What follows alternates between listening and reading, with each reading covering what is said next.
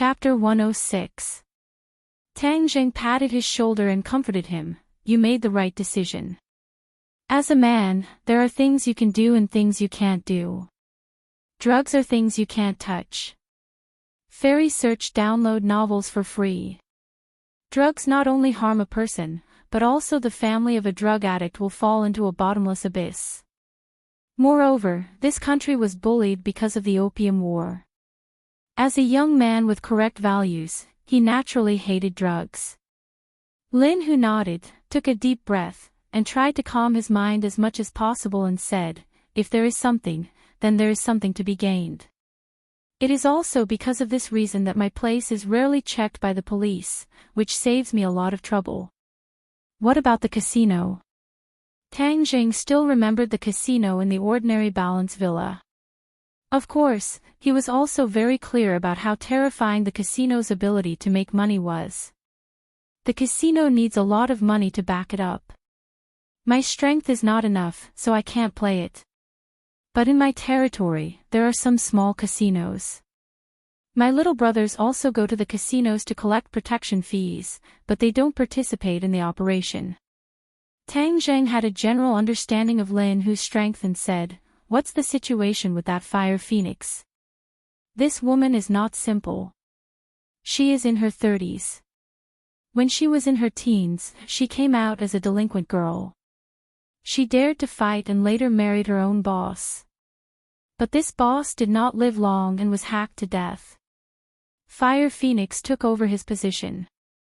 Originally, I thought that she would not be able to protect me. The others were all eyeing her territory covetously, but in the end, she miraculously survived. These years, she has also stabilized. Her strength is even a bit stronger than mine.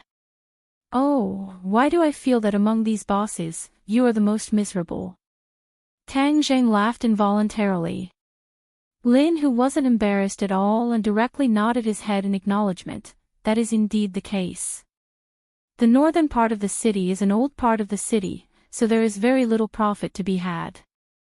Moreover, I have put so many shackles on myself, so this little brother really hasn't enjoyed much with me. Boss, we are all willing to follow you. It is not just for the money.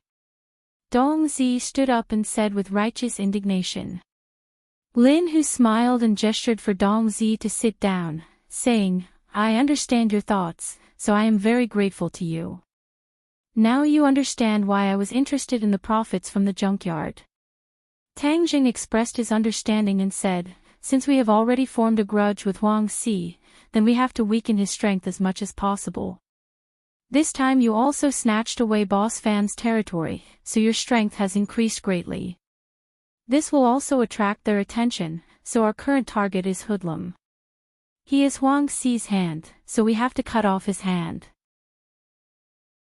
Lin, who excitedly nodded his head, that's also what I was thinking. If we were to directly face Huang Si, our chances of victory would not be high. But Hoodlum is not like Boss Fan. This person has a brain and his strength is not bad. He is far from being as easy to deal with as Boss Fan. Moreover, I just fought with Boss Fan, so it will definitely attract the attention of the police, so I have to stay low for a while.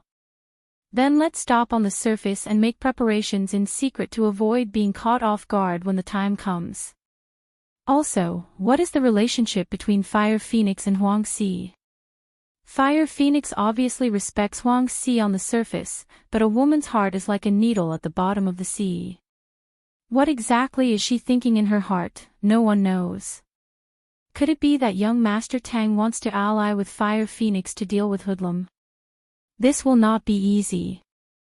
Fire Phoenix is more cautious and will not easily make a move. Who hacked her husband to death? This I do not know. Her husband was also a fierce person. That year before Huang Si retreated to the background, he often went against Huang Si. Oh. Tang Zheng's eyes lit up, then could his death have been caused by Huang Si? This is hard to say. There is no evidence. Hey, so what if there is no evidence? The key is to believe in this point. I believe that Fire Phoenix also has a scale in her heart. It is just that she is not Huang Xi's opponent, so she does not dare to show it. You go and get in touch with Fire Phoenix and probe her thoughts. If we can ally with her, then our chances of victory will be much higher. Tang Jing arranged. Lin Hu agreed. Now that his territory was larger than Fire Phoenix's, Fire Phoenix would feel a sense of danger. Perhaps there really was a possibility of them working together. Okay, we will stop here for today. If you have any news, then let me know. Properly manage your territory. Tang Zhang stood up and prepared to leave. Young Master Tang, this is your territory. Lin Hu corrected him. Tang Zhang gave an enigmatic smile and said, there is no need to give it to me. This place was taken down by your blade and gun. Moreover, I am a student and not someone from the underworld. I will not take your territory.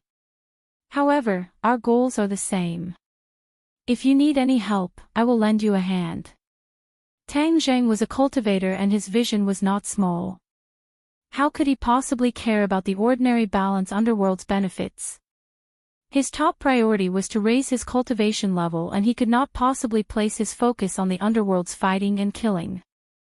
In addition, if his grandfather knew that he was deeply involved with the underworld, he would also be worried. Lin Hu watched as Tang Jing disappeared through the door and did not come back to his senses. This was an opportunity to hand over to him, but he was unexpectedly not moved. Lin Hu really could not see through Tang Jing. Boss, how could he refuse? Then are we still going to listen to him? Dong Zi asked in disbelief. Lin Hu firmly said, of course we will listen to him. Although he does not want it, I will still help him guard this property. He is equivalent to our boss behind the scenes. At any time, as long as he gives the order, I will hand it over to him. Lin Hu knew that Tang Zhang's vision was no longer limited to this city. Although he did not know the other specific thoughts, following him may allow him to see scenery that he did not even dare to imagine before. When Tang Zhang returned home, the sky had already darkened. From afar, he could see two slender figures standing in front of the door. Compared to the small house, they formed a completely different scenery. Passers-by all turned to look at them. These two people were truly too beautiful, like two pearls. Quickly walking over, the two people had already come to greet him. Fong Shishir was like a dancing butterfly as she flew towards Tang Zhang. Tang Zhang held her in his arms, feeling the breathtaking softness. He patted her back and asked, why did you two come? I came to see you. Why did you run out? You should be at home recuperating. Fong Shishir said with concern. I am already fine, so I went out for a walk to get some fresh air. Tang Zhang moved his muscles to show off. Injured muscles and bones take 100 days to recover. This is a big matter and cannot be taken lightly. But if your body is better, you won't have to miss this week's monthly exam. Monthly exam? Tang Zhang was shocked. He immediately remembered that Lu Qingmei wanted him to get first place in the monthly exam. This was not in line with his original plan. He was originally prepared to compromise, but this time he had a way to muddle through. Using his injury as an excuse to not go to class for a few days, he could muddle through. Sure, tell Teacher Lu tomorrow that I am still recuperating and will not be able to participate in the monthly exam. No problem. Wait until the high school exam to show your strength. At that time, you will definitely amaze everyone and surprise everyone. Fong Shishir agreed. Hey, can the two of you not be so lovey-dovey? Yi Dingdang finally couldn't help but speak up. She was specifically asked by Feng Xinyang to come find Tang Jing. She didn't expect that after many twists and turns, she would find Fong Shishir standing in front of his door. Yi Dingdang didn't leave. If she left, wouldn't that mean that she was afraid of Fong Shishir? So she simply waited at the door. The two were like door gods, occasionally looking at each other but not speaking. Do you need something from me? Tang Zheng let go of Fang Shishir. Fang Shishir still held his hand and walked towards Yi Dingdang. Of course there's something. Yi Dingdang hatefully stared at the two's tightly held hands and said with a complicated expression. What is it? Let's talk alone. Then I'll go in first. Fang Shishir obediently opened the door and entered the room. Yi Dingdang looked at him and said, First, I want to thank you for giving me the Jade Women's Heart Sutra. It is very suitable for me. Moreover, this cultivation technique is very precious. I don't know how to thank you. I already said that I don't need your thanks. I just wanted to help. Tang Jing shrugged and generously said. Yi Dingdang's eyes flashed with a bright light. Tang Zheng at this moment was very charming. Anyone who easily gave a priceless treasure to another without asking for anything in return would have a charm that would make others submit. Yi Dingdang collected her thoughts and continued to say, I already know about the life-continuing pill. Tang Zheng didn't find it strange and nodded, indicating for her to continue. I didn't think that you wouldn't agree to save him. You also saw how he treated me. Do you think I need to save him? Tang Zheng asked back. Yi Dingdang squeezed out a smile and said, You really are bold. When I heard Feng Xinyang talk about this matter, I also felt that it was inconceivable. But I really admire your style. You flatter me. I don't have any big principles, but I still have some small principles. Do you know that the old man is very angry? In these past years, no one has ever dared to treat him like this. People always have to experience their first time. Seeing his serious appearance, Yi Dingdang couldn't help but laugh. I really admire you. You didn't come today just to express your admiration, right? Tang Jing calmly asked. Don't you know that you are already in danger? Yi Dingdang decided not to talk about her own matters and prepared to test Tang Zheng's reaction. I have never been safe. But I still have a bit of ability to protect myself, so I won't die for now. But this time is different from before. The old man is a 9th grade natal stage cultivator. This is already very frightening. You are not his opponent. Tang Zheng faintly smiled and said, It seems like he really wants to kill and steal. All right, then I will wait for him. Are you stupid or are you really not afraid of death? Yi Dingdang rolled her eyes at him. Everyone is afraid of death, so how can I not be afraid of death? But since he wants to kill, I can't just sit and wait for death. Hey, you really are daring. But since you gave me the Jade Women's Heart Sutra, I will give you a clear path to resolve this crisis. Oh, so kind.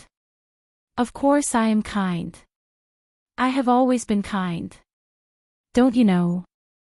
Yi Dingdang somewhat playfully said. Then I am all ears. Chapter 107. Tang Jing originally thought that Yi Dingdang would have some kind of brilliant plan, but after hearing her words, his expression became strange and he couldn't help but interrupt her. Is your plan for yourself or for me? Yi Dingdang raised her head, revealing her snow-white neck. Her body under the school uniform was especially tall, making Tang Jing involuntarily think of the time when they shared the same bed. Sogu, 360, search JDXS to download novels for free. Yi Dingdang clearly didn't notice Tang Zheng's bad intentions and righteously said, Of course I'm doing this for you, how could it be for myself?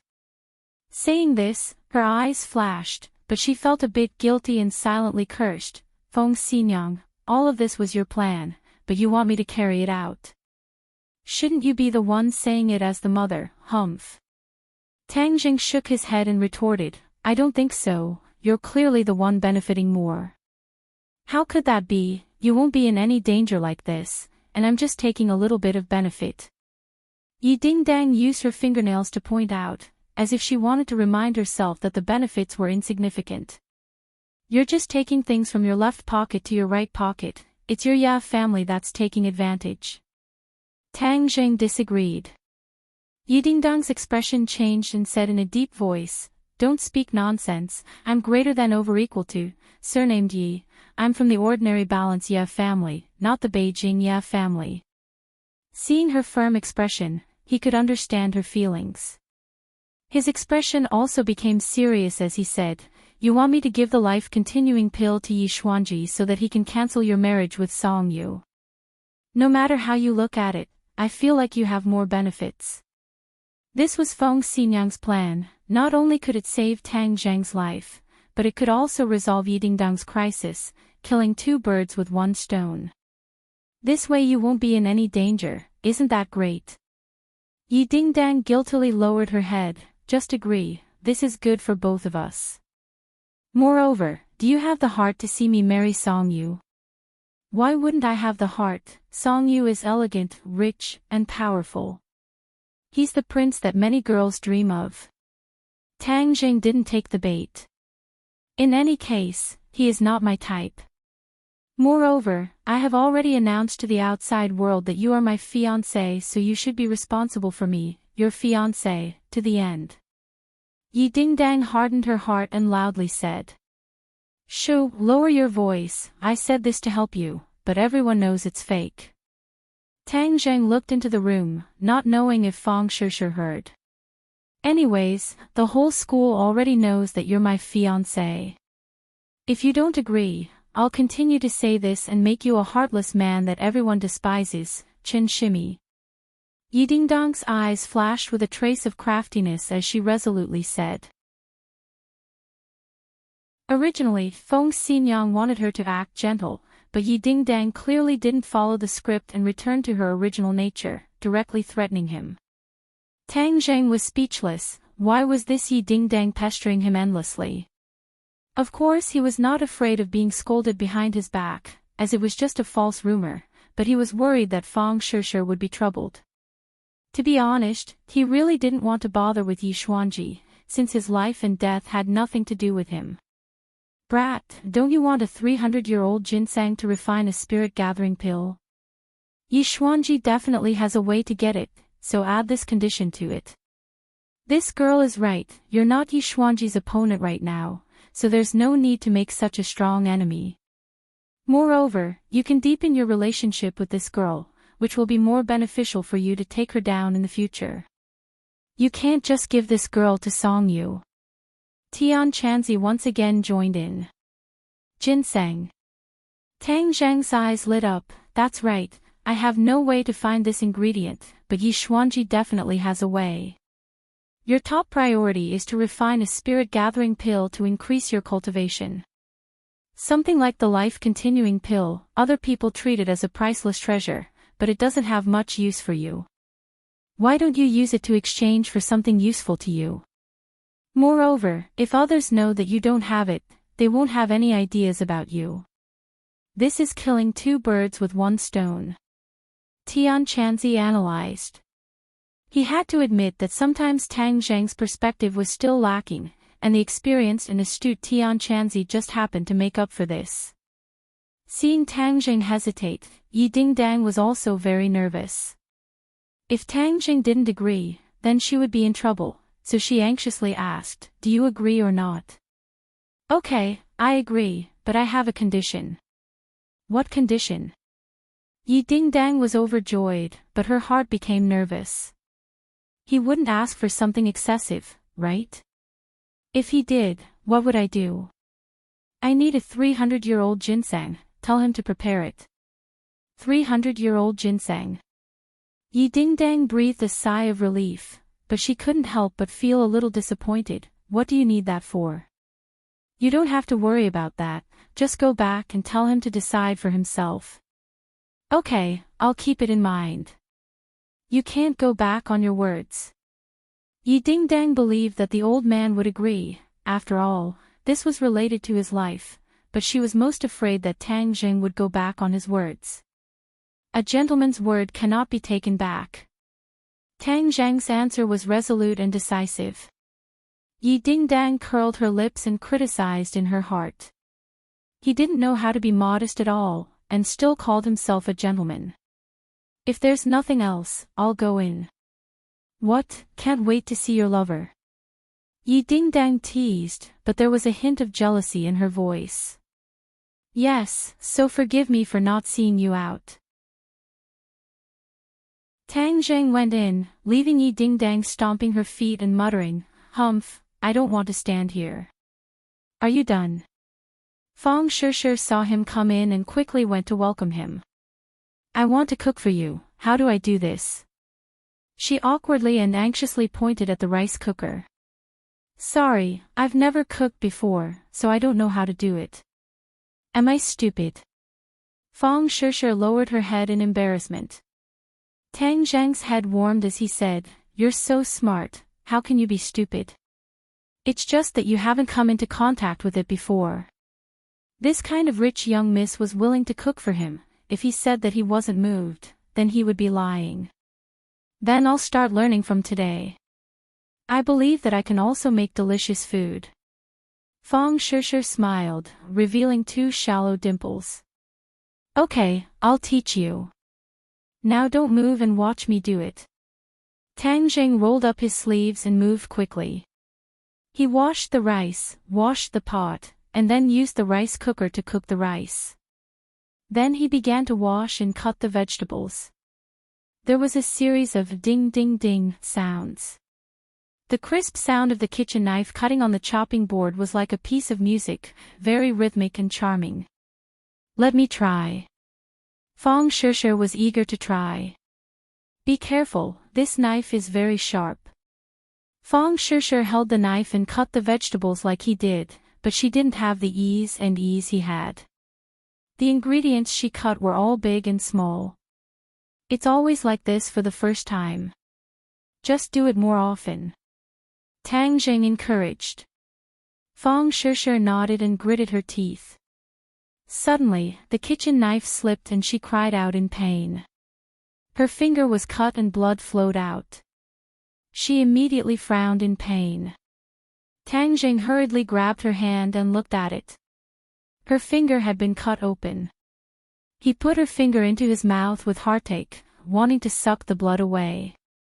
This was a subconscious action because he used to do this. But Fong Shishir was stunned to see her finger in Tang Zheng's mouth. She immediately blushed, but she didn't stop him. Her heart was warm. "Put a band-aid on it." "Does it still hurt?" Tang Zheng asked softly. Fong Shishir gently shook her head, looked at him with shining eyes, and whispered, "It doesn't hurt. It doesn't hurt. You were screaming just now. It hurt just now, but it doesn't hurt now."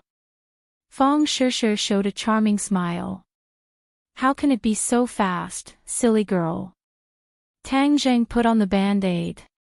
Seeing that she was still looking at him, he touched his face and asked, "Is there a flower on my face?" Fong Shishir didn't answer him, but expressed her feelings with practical actions. She hugged his neck, raised her head and kissed his lips. Since the beauty took the initiative to throw herself into his arms, Tang Zheng naturally would not reject her. He tightly embraced her slender waist and passionately kissed her. The two people's rapid breathing caused the temperature in the room to rise. Tang Zheng's hands began to move. His hands went all the way down her back and wrapped around her perky buttocks. Although Fong Shishir's body was still raw, it showed a little maturity. That amazing elasticity was particularly attractive. Tang Zheng lovingly hugged her as the two tightly stuck together. Fong Shishir seemed as if she was about to melt as she softly fell into his embrace. "Go inside," Fong Shishir said, almost moaning. Tang Zheng directly carried her up and walked to his room. Fong Shishir's hands hooked around his neck and looked at him lovingly. Tang Zheng gently placed her on the bed and leaned over to kiss her, entangling them together. His hands were not idle. Little by little, they moved up from her legs to her buttocks and slowly reached her chest. Through her clothes, he could still feel the warm and soft fullness. Fong Shishir's body stiffened and trembled with excitement. But she didn't stop Tang Zheng's attack. She let his hands hold her peaks through her clothes. Fong Shishi's breathing became more rapid. Her eyes were like autumn water and her face was like peach blossoms. She was faintly anticipating and also a little afraid. But she still gathered her courage and gave him an encouraging look. Tang Zhang's hands moved more vigorously. Even through her clothes, Fong Shishi felt her body heat up. It was as if she was going to burn up. She couldn't help but moan. Her hands also hugged Tang Zhang's body and stroked it. Tang Zhang was even more excited. He felt that his blood was boiling. He was no longer satisfied with this little achievement. He began to conquer her. Unknowingly, his hands had already moved under her clothes. Her skin was white and delicate, like mud and fat jade. When his fingers touched it, her body trembled slightly. His big hands quickly moved up and touched her underwear. Then, he quickly moved in. The underwear wrapped his hands tightly, but it made the contact between his hands and her skin even more intimate. Tang Zhang's hands were stuffed. They were soft and delicate, making his heart burn more and more. Even his eyes were about to spit fire. Chapter 108. Both parties had already read the latest chapter. Fong Shishi's clothes had already been pushed up, exposing her two snow-white breasts to the air. There was even a little bit of Tang Zhang's saliva on them.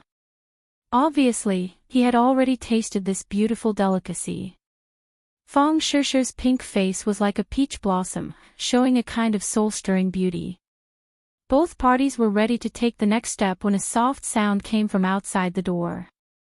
It was the sound of the rice cooker, indicating that the rice was ready. Fong Shishi was already in a state of delirium and did not notice this soft sound. However, Tang Zhang's ears were sharp and this sound still interrupted his mood, causing him to be shocked. They were at home and the sky was about to turn dark. Grandpa would be back soon from work. If they were to see this scene, Tang Zhang's thick skin would not matter, but Fong Shishi's thin skin would definitely be too embarrassed to show her face. He stopped abruptly, but Fong Shishi was still immersed in it. She was still leaning on him, her chest pressed against Tang Zhang's body, rubbing and changing shape, almost igniting the fire in Tang Zhang's head. Fortunately, Tang Zhang's self-control was not bad. He whispered in her ear, "Grandfather might be back soon." Fong Shishi's movements suddenly stopped. After pausing for a few seconds, she hurriedly tidied up her clothes and complained, "Why didn't you say so earlier? If Grandpa were to see it, it would be so embarrassing." Tang Zhang looked at her flustered appearance and laughed for no reason. "You can't blame me for this. You also have a part to play." "Humph, it's all your fault. It's all your fault." Fong Shishi stared at him coquettishly. She was so flirtatious that Tang Zhang almost lost control again. "Help me take a look. Is there anything wrong with my clothes? Is it messy?" "Don't worry, there's no problem. It's very neat. You can't tell what we did just now." Fong Shishi immediately punched him and said, "Why do I feel like you've become bad? I used to think that you were very honest." It's too late to realize it now. We've already boarded the pirate ship and can't get off, Tang Zhang said with a proud smile. Fong Shishi also smiled, brimming with happiness and sweetness. "Little Zhang, is there a guest at home?" Tang Dahai's voice sounded from outside the door. "Yes, Grandpa, Shishi is here. She's having dinner with us today." Tang Zhang and Fong Shishi walked out of the bedroom and saw their grandfather entering the house. He was carrying a snakeskin bag in his left hand and an iron hook in his right. He was wearing a straw hat on his head. "Grandpa, you're back. Take a rest first. The rice is ready. We can eat after we stir-fry the vegetables." Fong Shishi hurriedly went up and took the snakeskin bag. Tang Dahai hurriedly moved away and said, "Little girl, this thing is dirty. I'll do it. You sit first, you sit." Fang Shishir did not mind as she took the snakeskin bag and said, "Grandpa, you've been tired all day. You sit down and rest first." Tang Dahai was at a loss of what to do. He was used to seeing people avoid him like the plague, so Fang Shishir's casual behavior made him feel at a loss. "This will dirty your clothes," Tang Dahai said.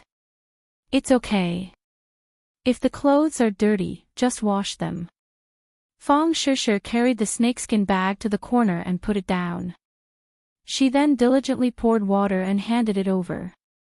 He was overwhelmed by her favor and stood there blankly. Tang Zhang's mouth curved into a smile. No matter how his relationship with Fang Shishir was, Fang Shishir's attitude made him feel gratified. "Shishir, you sit for a while. I'll stir-fry. I'll watch and learn." The two of them, one stir-frying, the other watching, occasionally made eye contact with each other, revealing deep affection. Looking at this pair, Tang Dahai sighed in his heart. They really are a match made in heaven. This little girl is also sensible. It's just that our family is too poor. This meal was eaten with relish and the atmosphere was very good. After the meal, Fang Shishir took the initiative to wash the dishes. She then pulled Tang Dahai to chat for a while before getting up to say goodbye. "Little Zheng, you go send her off." "Grandpa, then I'll go back first. I'll come see you next time." Under the dim light, the two held hands. Fang Shishir leaned on Tang Zheng's shoulder, her mouth curved into a crescent moon as she smiled and said, "Are you satisfied with my performance in front of Grandpa today?" "Of course I'm satisfied. You did very well. I haven't seen Grandpa this happy in a long time." Tang Zheng said sincerely. "It's good that you're satisfied. Grandpa is the person closest to you, so of course I have to be good to him." Tang Zheng's heart warmed as he held her hand tighter. Feeling the change in his mood, Fang Shishir directly hugged his arm and pressed her chest against it, causing Tang Zheng's mind to wander. "Tang Zheng, my dad wants to invite you to dinner tomorrow night." "Going to your house again?" "Not my house, they want to eat outside. They want to thank you for saving me." Tang Zheng still remembered the last feast at Hongmen, so he really didn't have the heart to deal with them. But when he saw Fang Shishir's hopeful gaze, he couldn't bear to refuse and agreed. "I knew you were the best to me. Even though they have their faults, they are still my parents." Fang Shishir also knew what he was thinking, so she advised. Tang Zheng smiled and said, "This is nothing. I'm not even afraid of a mountain of blades or a sea of flames. Why would I be afraid of a meal? I knew you were the best to me. Then I'll go back first. Today we didn't finish our business. Let's continue next time." Tang Zheng's heart was burning as he couldn't help but say, "Humph, rogue." Fang Shishir glanced at him flirtatiously before getting into a taxi and leaving. "Brat, you used a sealing technique on me again. You're pissing me off." Tian Chanzi's voice suddenly sounded again. "Did you succeed this time?" Your skills didn't change, so you definitely didn't succeed." "You brat, you really disappoint me. You didn't even seize such a heaven-sent opportunity. You're pissing me off." Previously, Tian Chanzi had already been sealed by Tang Zheng's sealing technique. After all, he and Fang Shishir were so intimate that he didn't want Tian Chanzi to know. So as soon as the seal was lifted, Tian Chanzi couldn't wait to ask. "Do you think everyone is as thirsty as you? Things have to be done step by step, do you understand?" Tang Zheng said without any good feelings. "Humph, I think you're an idiot. You brat, don't tell me you have a problem in that area. That's why you dilly-dallied for so long." Tian Chanzi maliciously guessed. "You're the one with a problem." The next day, Tang Zheng was practicing martial arts at home when he suddenly heard someone ask from outside the door, "Tang Zheng, are you home?" "Who is it?" "It's me, Lu Qingmei." A cold voice came in followed by the sound of footsteps. It was clear that she had already entered the room. Tang Zheng was shocked. Why did Lu Qingmei run over? If she found out that my body has recovered, then it would be terrible. Thus, he quickly lied down on the bed and pretended to be weak and said, "Oh, it's Teacher Lu. Why did you come?" "I'm sorry, I can't move right now so I can't properly entertain you." Just as he finished speaking, Lu Qingmei walked into the bedroom and looked down at him with a bag of fruits in her hand. "Teacher Lu, please sit." Tang Zheng weakly greeted her. Lu Qingmei looked at him as if she wanted to see through him. After a while, she said, "Is your body better?" "A bit better. After a few more days of rest, I can move." "Teacher Lu, I've troubled you to personally come." Tang Zheng said, gratefully. "It's nothing. Tomorrow is the monthly exam. I wanted to see if you could participate in it. You promised me that you would get first place in the school." Lu Qingmei said straightforwardly. Tang Zheng had a headache. This woman really didn't forget about this matter.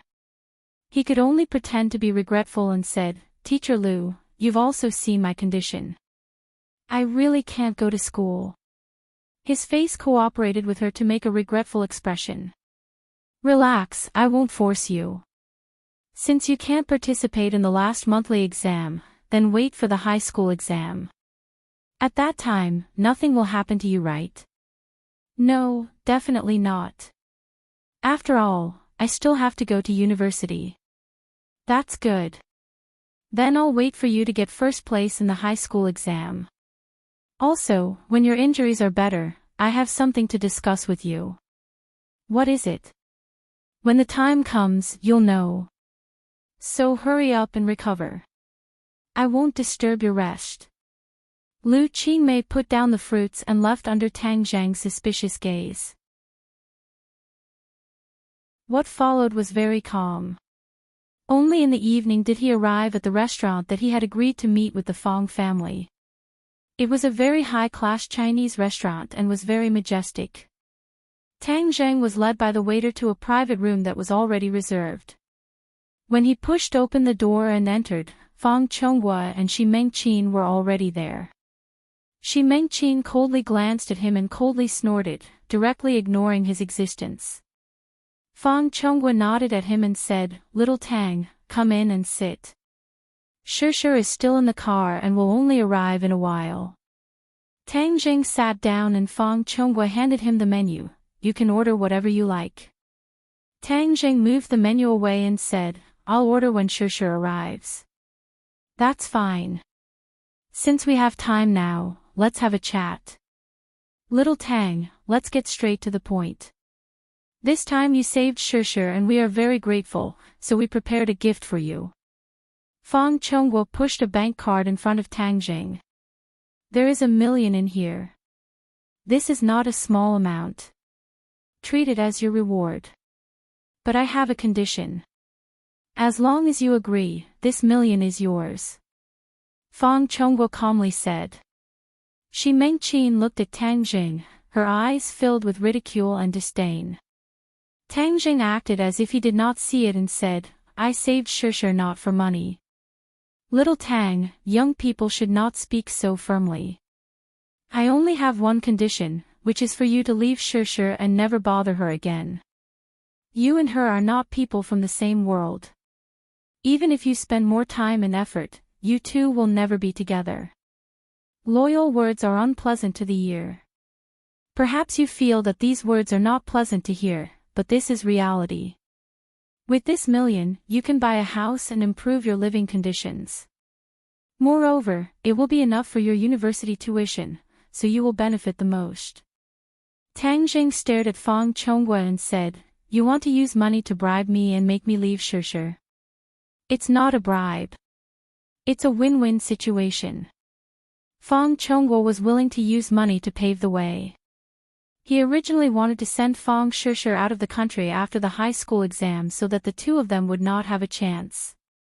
But now it seemed that the two of them were developing out of control, so he used money to smash Tang Jing.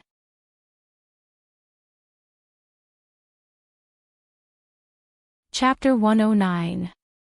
Throwing money. This was a common tactic used by rich people, but they were all nouveau riche. Even though the Fong family had always boasted of their heritage, they were still unable to get rid of these vulgar tactics. Fong Chonghua and Shi Mengqin both looked at Tang Jing. 1 million was not a small sum to normal people, not to mention Tang Jing's family, so they firmly believed that Tang Jing would accept it. In the past, they did not think of using money to throw down Tang Jing because they felt that Tang Jing was not worth the effort. This time, they found that the situation was already very serious, so they chose this safe method. Tang Jing indifferently glanced at it, but did not reach out to take it. Instead, he put his hand into his pocket and took out an envelope and said, "This is the medical fees that you paid for me. I'm returning it to you." Fong Chonghua and Shi Mengqin looked at each other, unable to hide their surprise. What was going on? They were throwing money at him, so why was he giving them money instead? Fong Chonghua's face gradually became serious. He already understood Tang Jing's attitude from his actions, but he still did not give up and advised, "Tang Jing, your family is not rich. Accepting this 1 million will be good for you, so you don't need to force yourself. Being young and full of vigor is a good thing, but you also need to know your limits. Today, I specially invited you here to let you and Shishir have one last meal and then go your separate ways." Tang Jing's expression did not change as he pushed the envelope in front of the other party and said, "You have spent so much effort, but I will have to disappoint you. I have already said that I will not leave Shishir, so your efforts are futile. Tang Jing, don't be so shameless. You don't know what's good for you. Be careful that we don't give you this 1 million and let you continue to be a pauper." Shi Mengqin finally could not help but slap the table and arrogantly scolded. "You should keep it for yourself. You can buy a few more branded bags. If you want to break us up, you really can't do it." Since the other party went straight to the point, Tang Jing did not feign civility and directly stood up to leave. The couple looked at Tang Jing in shock. They did not think that he would be so resolute and not even put 1 million in his eyes. "Tang Jing, do you think 1 million is too little?" Fong Chonghua asked. I don't have much money, but I don't need your money." Tang Jing walked towards the door without looking back. "Fine, Tang Jing, you better remember this, I won't give you this 1 million, but you better not regret it. You are just a small character without any power or influence, I don't believe I can't deal with you." Shi Mengqin stood up and threatened with an ashen face. Tang Jing turned a deaf ear and opened the door, only to find that Fong Shishir had just walked to the door. Fong Shishir looked at him in surprise and said, "You're here. Why, are you going out to pick me up?" Before he could say anything, Fong Shishir had already pulled him back into the private room. "Dad, Mom, have you ordered? I'm a little hungry." Tang Jing originally wanted to leave, but Fong Shishir came. He could not leave and was pulled back to his seat. "Okay, I'll immediately order. You sit for a while first." Fong Chonghua calmly said as if nothing had happened. Shi Mengqin's shrewdness was clearly much worse as she coldly snorted and said, "I'm going to the restroom." She glared at Tang Jing and left the private room. Tang Jing acted as if he did not see anything as he whispered with Fong Shishir. Fong Shishir inquired about his well-being, asked him how his body was, and also talked about the latest news in school. Her face was brimming with smiles from beginning to end. Fong Chonghua glanced at it and his eyelids jumped as he lightly wrinkled his eyebrows. What is this envelope?" Fong Shishir suddenly asked. "My medical fees," Tang Jing said. "Medical fees?" Fong Shishir immediately understood what was going on. Her expression changed as she solemnly said, "Tang Jing, take it back. You were injured because of me, so the medical fees should be paid by our family. Without any explanation, she stuffed the envelope into Tang Zhang's pocket. Right, little Tang, you should take it back. We don't lack this bit of money. Fang Chonghua also said. Tang Jing once again placed the envelope on the table. I am a person of principle. I am hospitalized myself, so I must pay for it. Tang Jing, is there a need for the two of us to draw such a clear line? Fang Shusha rebuked as she glared at him. These words caused Fang Chonghua's heart to tremble as he felt that this matter was becoming more and more thorny. However, it was also urgent that the two of them be separated. Otherwise, this matter would truly be irreversible. The envelope was stuffed back in. Just at this moment, there was a pang sound as the private room's door was suddenly pushed open and a scream rang out. Let go of me, you bunch of trash. You must have eaten the guts of a leopard to dare make a move against me. I will definitely let you all die a horrible death. This voice could not be any more familiar as several people turned their heads to look. They saw Shi Mengqin in a sorry state being grabbed by the hair as she stumbled in. Fang Chonghua immediately stood up as he solemnly looked at the few fierce-looking youths. Let go! Fang Chonghua angrily roared. The few youths completely ignored his roar as they fiercely grabbed Shi Mengqin's hair and asked, Are you guys together? Shi Mengqin felt pain as she cried out, it hurts so much. Hurry and let go of me. Who are you people? Hurry and let go of my wife or I will call the police. Fang Chonghua arrogantly said. Call the police. We are so scared. Then call the police. We will stand here and wait for the police to come so we can have a good talk. The youths were clearly not afraid of the police as they carelessly urged him. Fang Chonghua was shocked as from the other side's clothes and tone, he could tell that they were not high-level people and were probably from the underworld. If it was a normal person, Fang Chonghua would have a way to deal with them. However, these underworld people were vicious and merciless and did not act according to common sense.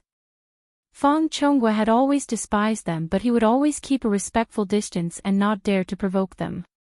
This time, he actually bumped into the muzzle of a gun. For a moment, he was at a loss as to what to do as he did not know how his wife got into a conflict with this group of people. Let go of my mom. Fang Shusha was stunned for a moment before she also stood up and angrily glared at them. If you have something to say, then say it properly. Is there a need to make a move? Making a move is against the law. Yo, there is also a little beauty here. The few people's attention was immediately attracted by Fang Shusha. Is this your mom? No matter how I look at her, she doesn't look like her at all. You are much prettier than her.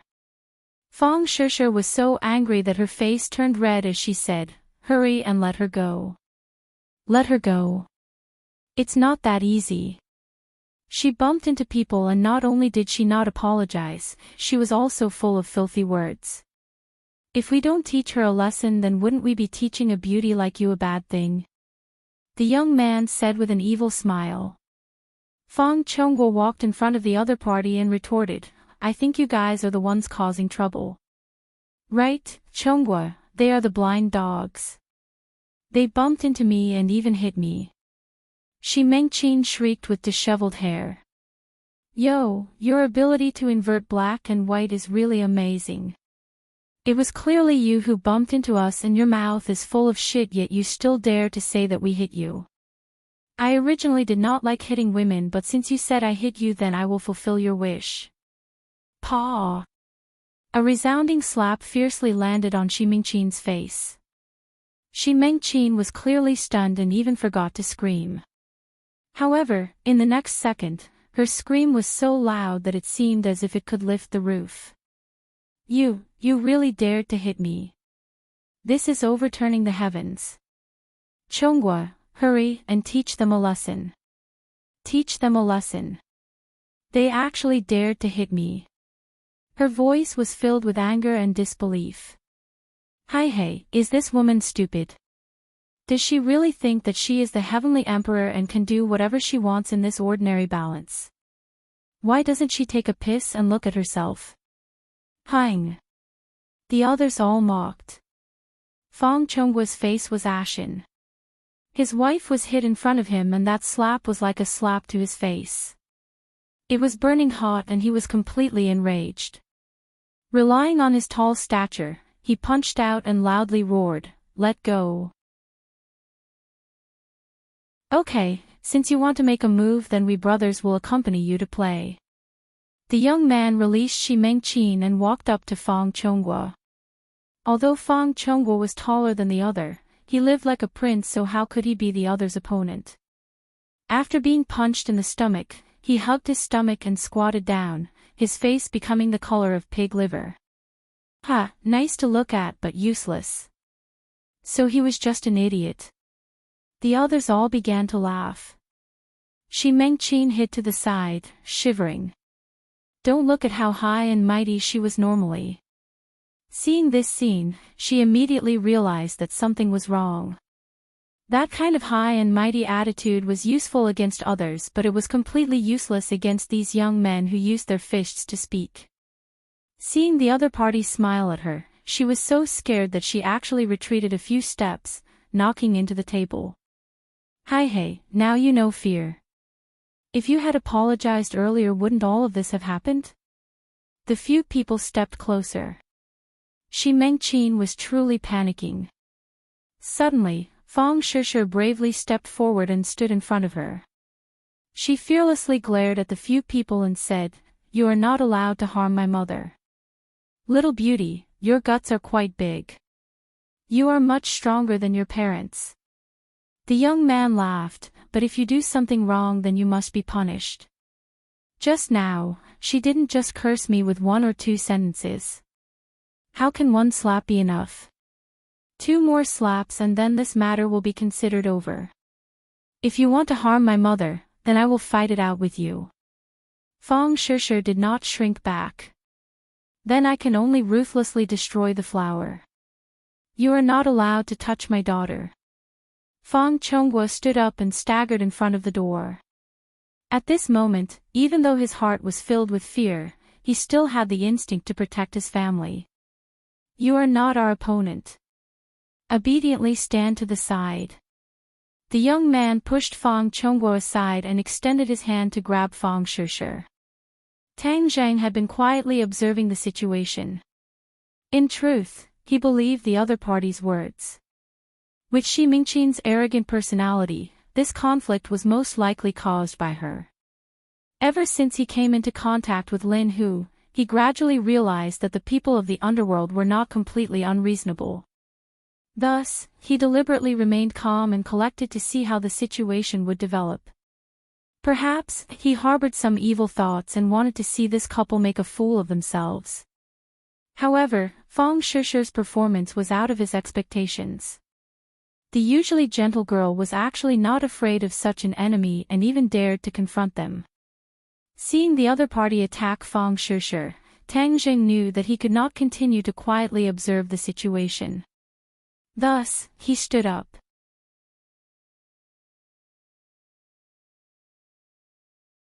Chapter 110. Fong Shishir was actually afraid, but there were some things that had to be done even if one was afraid, such as protecting one's family. Seeing the other's large hand grab at her, she subconsciously wanted to scream but discovered that a hand had reached out from behind her. Her heart trembled. That's right, she had Tang Jing to protect her, so what was there to be afraid of? Immediately, her heart calmed down, like a person in the middle of a storm who had grabbed onto a life-saving straw. There was no fear, but instead of faint expectation. The young man originally thought that he would be able to catch her, but discovered that his hand was grabbed by another hand. That hand was like a pair of iron pincers, making him unable to move. He looked up and discovered a young face. This face was somewhat familiar, but he did not know where he had seen it before. "Who are you?" Those who mingled in the underworld also had a bit of eyesight. From Tang Zhang's iron pincer-like hand, they could determine that the other party was not like Fong Chonggua, who was only good for looking but useless. "If you want to talk, then talk. Why are you making a move?" Tang Jing reprimanded. Who do you think you are? The other party's face flushed red as he angrily said.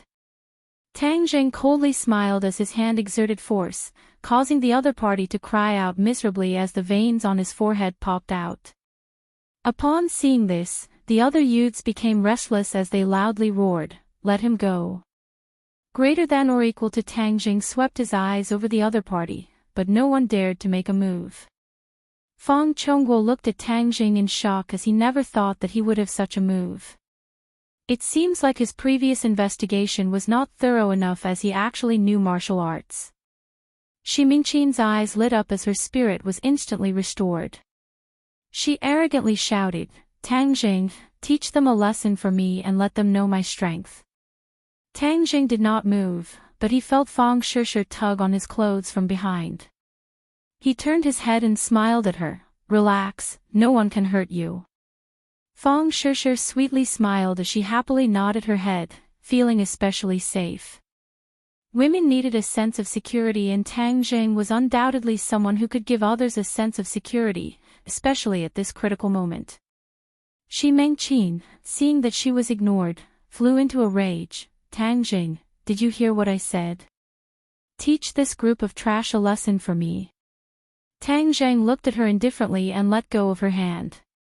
That person took a few deep breaths and hurriedly took a few steps back and asked in horror, "Who are you?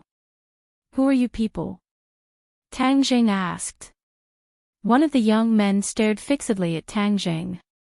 Suddenly, a look of disbelief appeared in his eyes.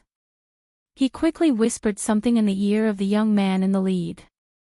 The young man's eyes instantly widened as he asked incredulously, "You are young Master Tang?"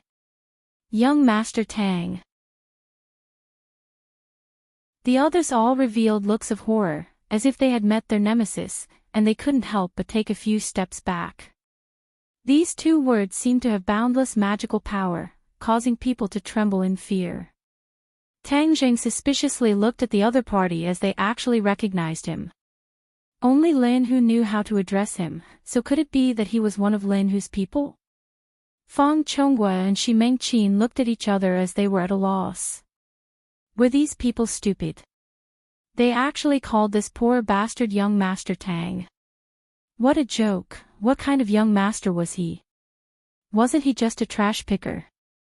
Since you know who I am, then why haven't you apologized to this young miss? Since the other party was one of Lin Hu's people, Tang Jing did not plan to pursue the matter. That person was in fear and trepidation as he deeply bowed towards Fang Shishir and bitterly begged, "This young miss, I'm sorry. It was all my fault. You are a great person, so please don't lower yourself to my level. I beg you to let me go." Fang Shishir was still in a state of shock as she looked at this person who was originally flaunting his power and was actually apologizing to her. She was a little stunned. Fang Chongguo felt even more incredulous as he had been in the business world for half his life and had never seen such a strange thing. Shi Mingqin was also confused, but her face revealed an arrogant and excited expression as she arrogantly ordered, "Ruthlessly teach him a lesson." Fang Shishir directly looked at Tang Jing, hoping that he would make a decision. Tang Jing nodded his head and said, "After apologizing, you can leave. There is nothing for you to do here." "Yes, thank you, young Master Tang. We will first take our leave." The other party called out to his companions and hurriedly retreated, carefully closing the door behind him. The atmosphere in the private room relaxed as Shi Mingqin stared at Tang Jing with dissatisfaction and said, "Why didn't you ruthlessly teach him a lesson? How could it be that simple after apologizing?" Tang Jing inwardly shook his head as Shi Mingqin, this kind of unreasonable mother, was able to raise a well-educated daughter like Fang Shishir. It was a miracle that Fang Shishir did not have that kind of bad temper. "If you want to teach them a lesson, then go yourself." Tang Jing crossed his arms as he looked at Shi Mingqin with ridicule. "What kind of tone is that? Daring to speak to me like that, you must be overturning the heavens." Shi Mingqin clamored as she was afraid of those people but was not afraid of Tang Jing. Fortunately, Fang Chongguo was smart and stopped his wife as he nervously said, "Little Tang, let's quickly leave this place. They just mistook you for someone else, and when they find out the truth, they will definitely come back. At that time, we will be in trouble. It was clear that Fang Chonghua did not believe that Tang Jing was the young Master Tang and thought that they had mistaken him for someone else. Tang Jing smiled but did not refute.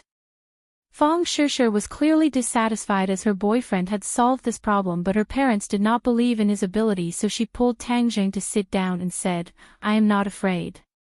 With Tang Jing here, no one can harm us. Shishir, this is not the time to mess around. Those people do not look like good people, so we should quickly leave this place." Fang Chonghua became serious as he was clearly scared by this group of people. Fang Shishir pouted and said, "It was clearly a family eating happily, but it ended up like this. How boring. Shishir, if you want to eat then order. It's okay." Tang Jing passed the menu to her without a trace of fear, causing Fang Chonghua to frown and said, "Tang Jing, this is not the time to be brave.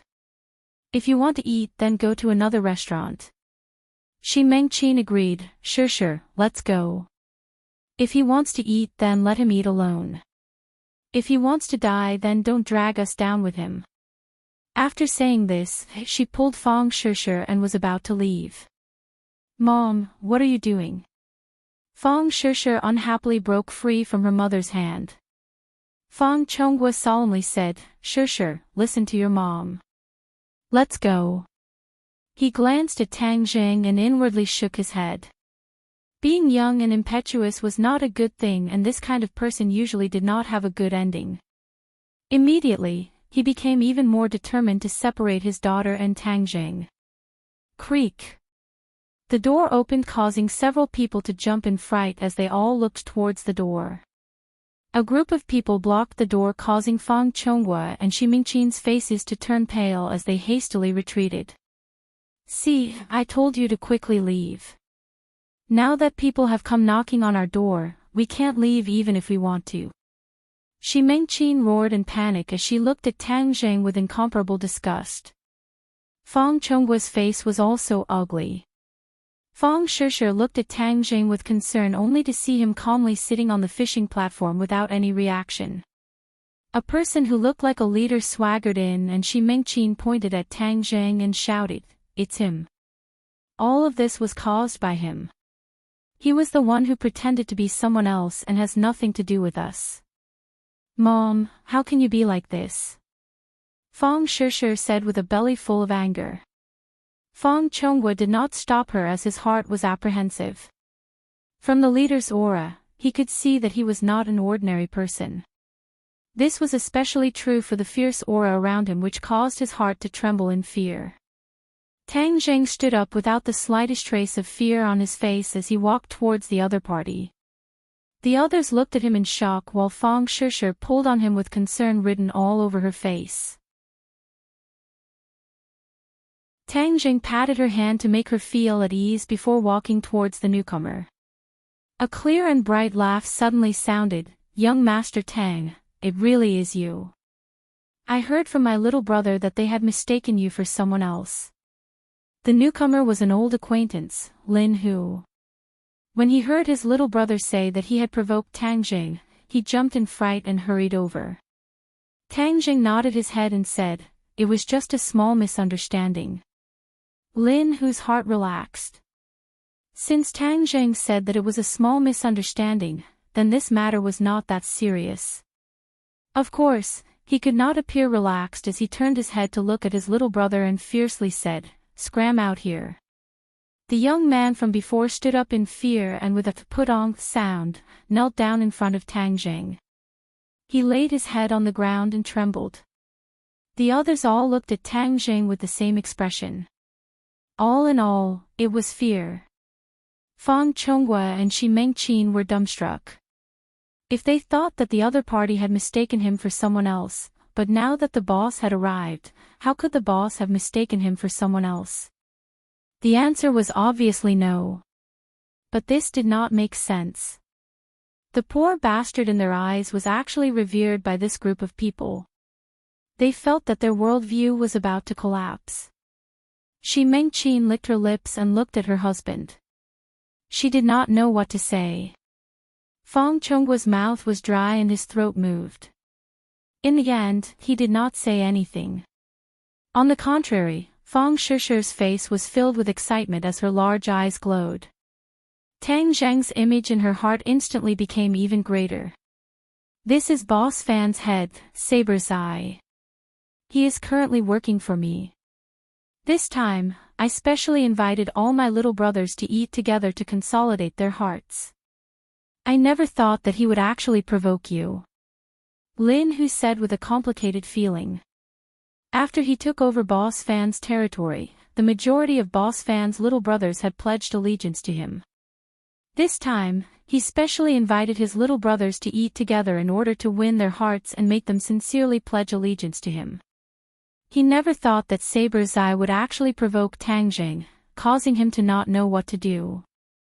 Saber's eye and the others had all participated in the forest battle. However, Tang Zheng came quickly and left quickly. Although he left a deep impression on others, not many people remembered his appearance. There was a clever person who remembered him, which was why he spoke out to remind Saber's eye. Young Master Tang. This name was too resounding among this group of people. That battle was won by Tang Zheng and Boss Fan was even crippled by Tang Zheng. How could they provoke such a fierce person? Moreover, the new boss and Tang Zheng's relationship was not shallow.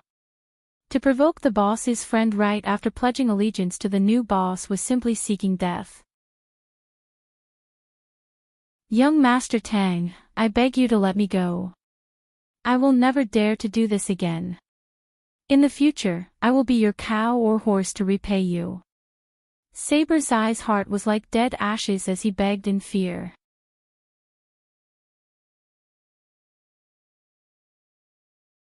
Chapter 111. Dao Zai was actually a person who dared to fight and was definitely not a coward, but he was currently a rootless duckweed. If he could not establish himself under the new boss, then his future days would be very difficult. The underworld was Jianghu. The people of Jianghu seemed to have a rich and colorful life, but in reality, how much bitterness was hidden was difficult for outsiders to know. Where there were people, there would be grudges. The grudges of Jianghu were even more endless and the grudges were even more intense. Therefore, if a Jianghu person wanted to leave Jianghu, it would be very difficult unless they reached Huang Biao's level and did not fear the revenge of others. Otherwise, even if it was Lin Hu, he would not dare to leave Jianghu. Leaving meant that he would lose his power and his enemies would come knocking on his door. Without the care of his fellow soldiers, it was possible that one day he would end up as a corpse on the streets. Dao Zai understood this point, which was why his heart was like dead ashes. Lin Hu looked at Tang Zheng but did not say anything. If Tang Zheng really punished Dao Zai, then he would have nothing to say. In his heart, Tang Zheng's position surpassed anyone else. Everyone's eyes all focused on Tang Zheng's body as he was the focus of the crowd. The private room was completely silent as even Shi Mengqin stopped her clamoring, leaving only the sound of slightly hurried breathing. Tang Zheng and Lin Hu looked at each other. He naturally understood Dao Zai's meaning to Lin Hu. Moreover, Dao Zai did not make too big of a mistake, so he bent down and supported Dao Zai's arm.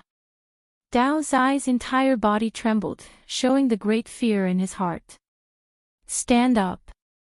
You are Huzi's brother, so of course you are my brother. Brothers of the same family, this is also called no discord, no concord. Tang Zheng calmly said. In Dao Zai's ears, this voice was like the sound of nature. No voice in the world was more pleasant than this voice. He was especially excited as he timidly looked at Tang Zheng. Discovering that the other was not lying, he hurriedly said, Young Master Tang is magnanimous. In the future, Dao Zai will do anything for you without hesitation. That sonorous and powerful tone was not the least bit fake. Tang Zheng smiled and patted his shoulder, saying, Properly follow Huzi and your days will only get better and better. Yes, young Master Tang. Dao Zi nodded respectfully. Lin Hu smiled.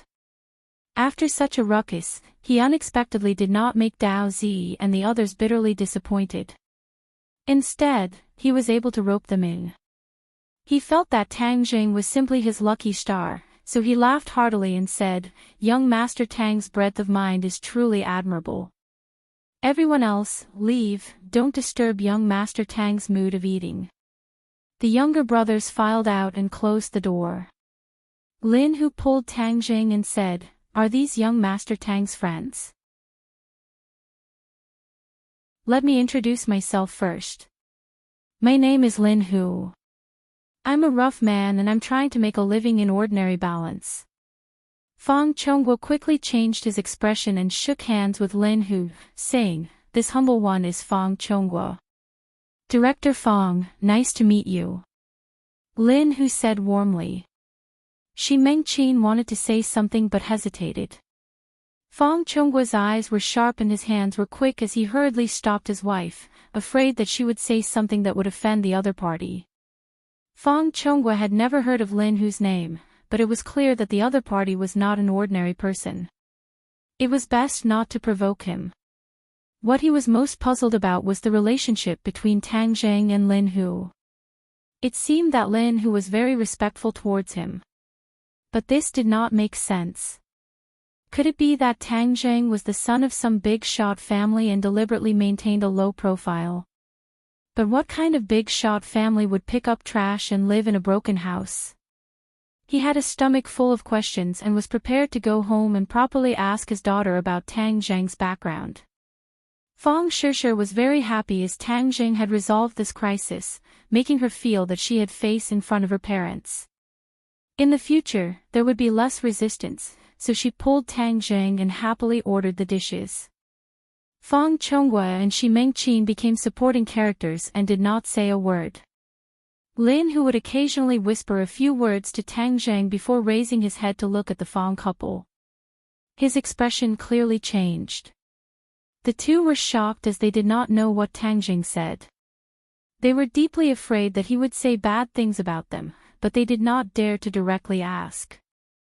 Don't look at how Lin Hu was respectful in front of Tang Jing and did not put on any airs.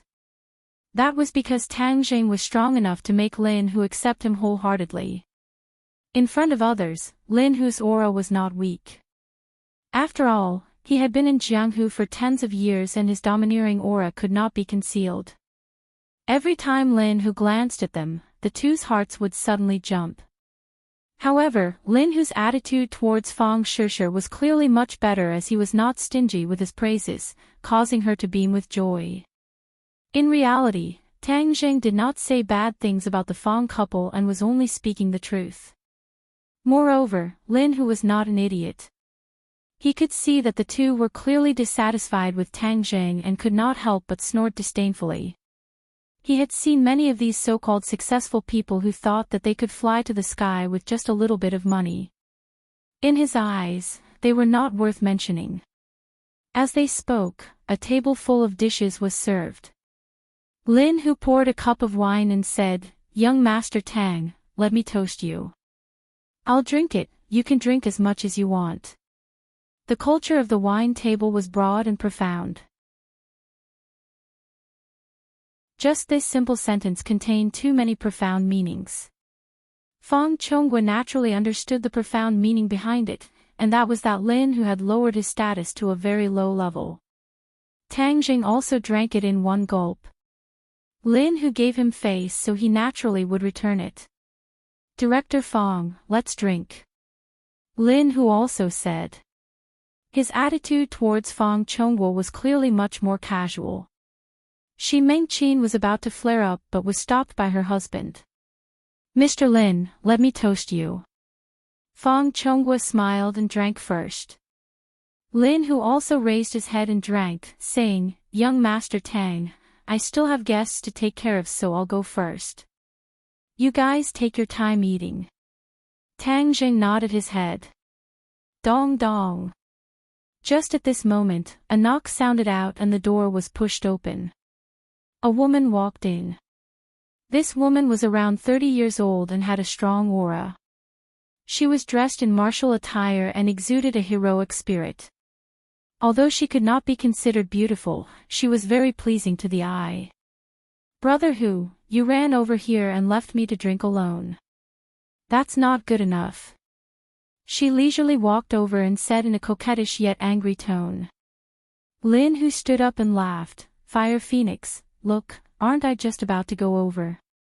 Tang Jing thoughtfully looked at the person who came in. So she was actually Fire Phoenix. It seems like Lin Hu has already begun to carry out his plan to rope her in. Fire Phoenix's almond eyes swept over the several people. Her gaze paused on Fang Shishi's face as she said in her heart, "What a beautiful girl." However, she directly ignored Tang Jing. This was because Tang Jing was indeed very ordinary. He did not have the tyrannical aura of a tiger and was just like an ordinary high school student. Moreover, there was a bit of shyness between his eyebrows, giving off the feeling of a neighbor's big boy. "Brother Hu, why don't you introduce your friend to me? Are you afraid that I will steal your business?" Fire Phoenix said with a smile. "Fire Phoenix, my small business is not worthy of your attention." Lin Hu paused for a moment and solemnly introduced, "This is young Master Tang." Fire Phoenix's gaze finally fell on Tang Zhang's body. Her eyes flashed with a trace of astonishment, but she immediately smiled like a flower and said, "Young Master Tang, nice to meet you." From Lin Hu's tone, she could hear the respect he had for Tang Jing. Moreover, he was the first to introduce Tang Jing. This meant that the other party's identity was not ordinary. To be worthy of the title of young Master Tang, he was definitely not an ordinary person. Her mind quickly flashed past ordinary balance and other large families. However, none of them had the surname Tang. This made her unable to see through Tang Zhang's background. "Fire Phoenix, your reputation is not as good as meeting you in person." "Nice to meet you." Tang Jing nodded. Fire Phoenix smiled, "Oh, young Master Tang, you have actually heard of my name. It is my honor." Her gaze turned and looked at the other people. "What about these people?" Lin, who had not yet introduced when Fang Chonghua took the initiative to stand up and excitedly said, "Chief Fire, I am Ding Tai Real Estate's Fang Chonghua. I am currently discussing with your company about cooperation." Fang Chonghua was really excited. He had never met Fire Phoenix before, but her name was like thunder to his ears. This was because her name in the real estate industry was too resounding. She had a construction company under her. The company was not large, but its strength was strong. Especially in the area of demolition. Many of the difficult areas in ordinary balance were taken care of by her. Nowadays, there were two most difficult areas in the real estate industry. One of them was the land, and the other was the demolition. Many places in the country were boiling with resentment because of the demolition. Group incidents occurred frequently and many officials were implicated because of this. And Fire Phoenix's demolition company was one of the oddities in ordinary balance. They could quickly take care of those nail-biters. Moreover, they would not let them complain or ask for help. Many of the ordinary balance's real estate companies would ask her for help. Thus, her position was very special. Fang Chonghua was jealous of the real estate boom. He had also set up a real estate company and painstakingly took over the land. But now, he was stuck in the demolition process, causing his work to stop. Seeing the money flowing out, his heart ached. He was so anxious that he was on fire. He tried to find Fire Phoenix through his connections, but to no avail. This was because Fire Phoenix was very busy. Or it could be said that she had a lot of big clients. Thus, she did not want to see a small client like him. He never thought that he would actually meet Fire Phoenix. And this was all thanks to Tang Jing. This made him have mixed feelings, but he was more happy because his problem could be solved. Fire Phoenix nodded and said, "Oh, so it's Chief Fang. Nice to meet you." If you had said earlier that you were Brother Who's friend, then we would have cooperated a long time ago. Fire Phoenix's heart moved as she judged the other party's intention to find her. Naturally, since he was Lin Hu's friend, her attitude was a lot better. Fong Chongguo looked at Lin Hu with a complicated expression. He really could not guess what kind of person he was to have such a good relationship with Fire Phoenix. Fong Chongguo personally poured a cup of wine and said, "Chief Fire, I am fortunate to meet you today. Let me give you a toast. As for the matter of cooperation, I will go to your company tomorrow to discuss it with you." He held the wine cup and wanted to pass it to Fire Phoenix. Fire Phoenix did not accept it but looked at Lin Hu thoughtfully. From Lin Hu's attitude, she could see a lot of peculiarities. Lin Hu's attitude towards Fong Chongguo was cold, but he attached great importance to this young Master Tang. Fire Phoenix was a smart person, so how could she not understand the importance of this table? Thus, she smiled at Tang Jing and said, "Young Master Tang, I wonder if I have the honor to drink with you." What was called disparity? This was called disparity. Fong Chongguo took the initiative to propose a toast but Fire Phoenix ignored him. However, she took the initiative to drink with Tang Jing and even said that it was her honor. The difference was like heaven and earth.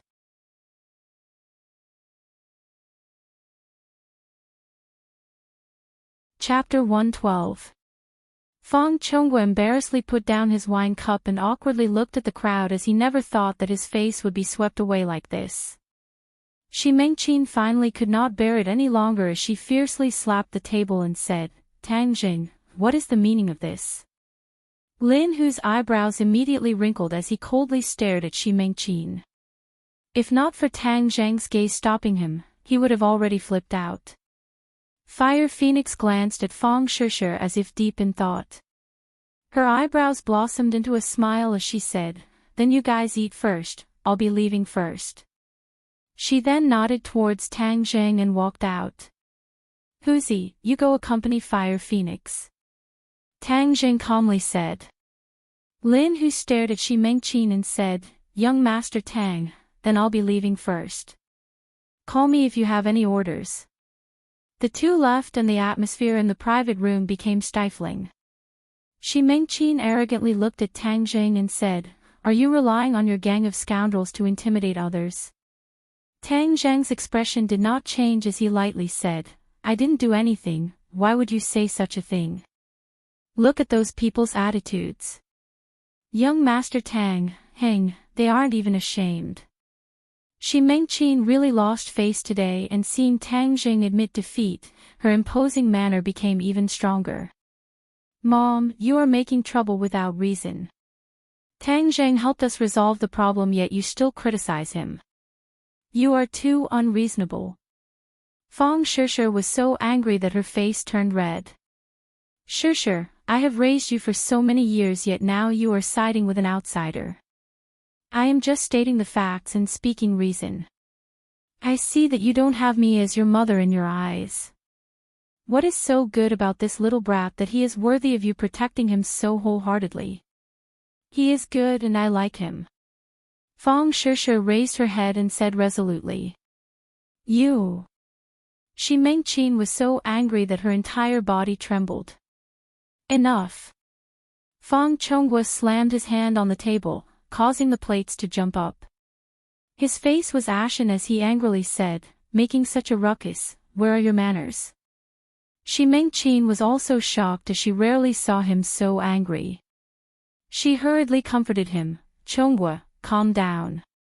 Don't lower yourself to this little brat's level." Fong Chongguo glared at her and said, "You're the one who made me angry. What was wrong with you just now? Why are you yelling at Tang Jing?" Shi Mengqin was stupefied as she looked at her husband at a loss. She did not understand why her husband would say such a thing as she was clearly protecting his face. Shi Mengqin was just a full-time housewife who wholeheartedly wanted to transform herself into a noble lady. She didn't care about Fong Chongguo's career at all, so of course, she wasn't aware of the crisis he was currently facing. Although Fang Chongguo's attitude towards Fire Phoenix made her a little surprised, but she was already filled with anger, and seeing her husband being humiliated, she couldn't help but explode. Chongguo, I'm helping you. Help me. Hang, I think you're the one who's harming me. Fang Chongguo unhappily said, unable to accomplish anything, but good at spoiling things. He originally thought that with his relationship with Tang Jing, he would be able to form a relationship with Fire Phoenix, but this was completely destroyed by Shi Mengqin. Fang Chongguo looked at Tang Jing, not knowing what to say. He had just treated Tang Jing, so how could he speak up for him? Go home, don't make a fool of yourself outside. Shi Mengqin looked at her husband in alarm and then looked at Tang Jing, her eyes flashing with hatred.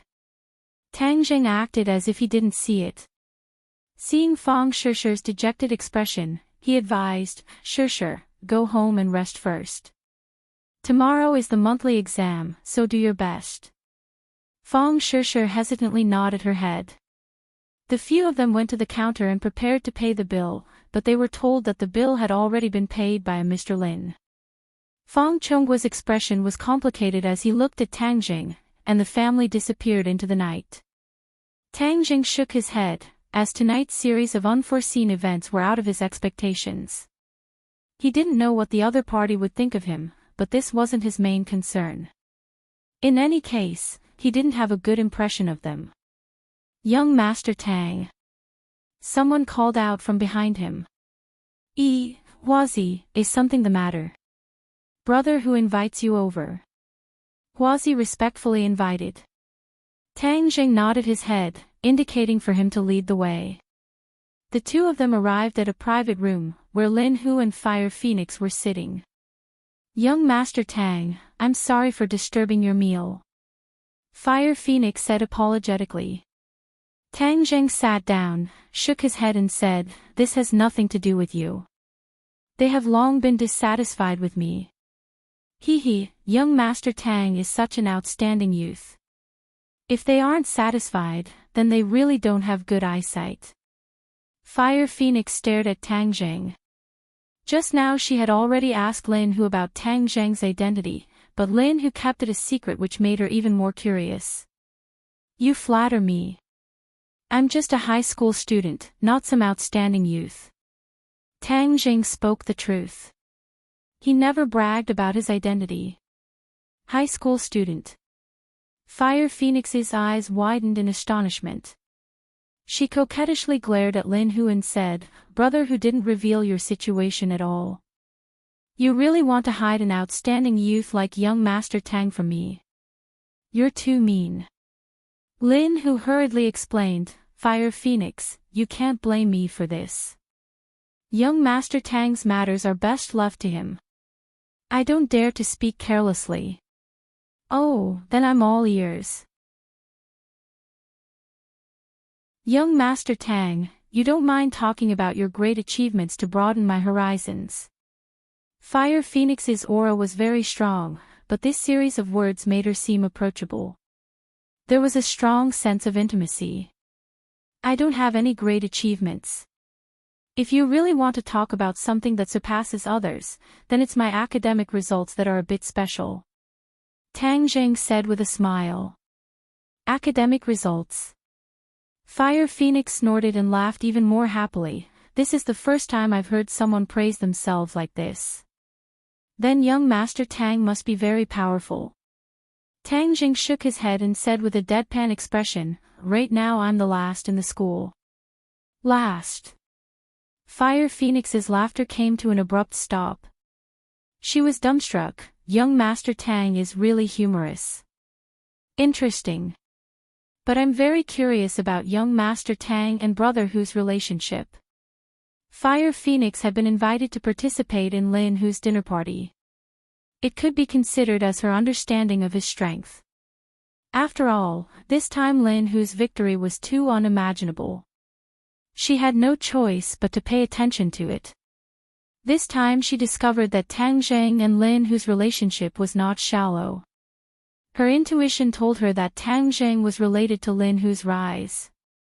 She could not explain the reason, but it was a feeling that she had cultivated for many years. "Brother Hu and I are good brothers," Tang Jing said. "Oh, I've never heard of you before. I wonder which family young Master Tang is from.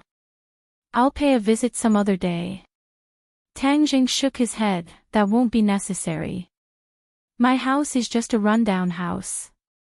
It can't accommodate a great god like you." Young Master Tang really likes to joke. The more Fire Phoenix listened, the more confused she became.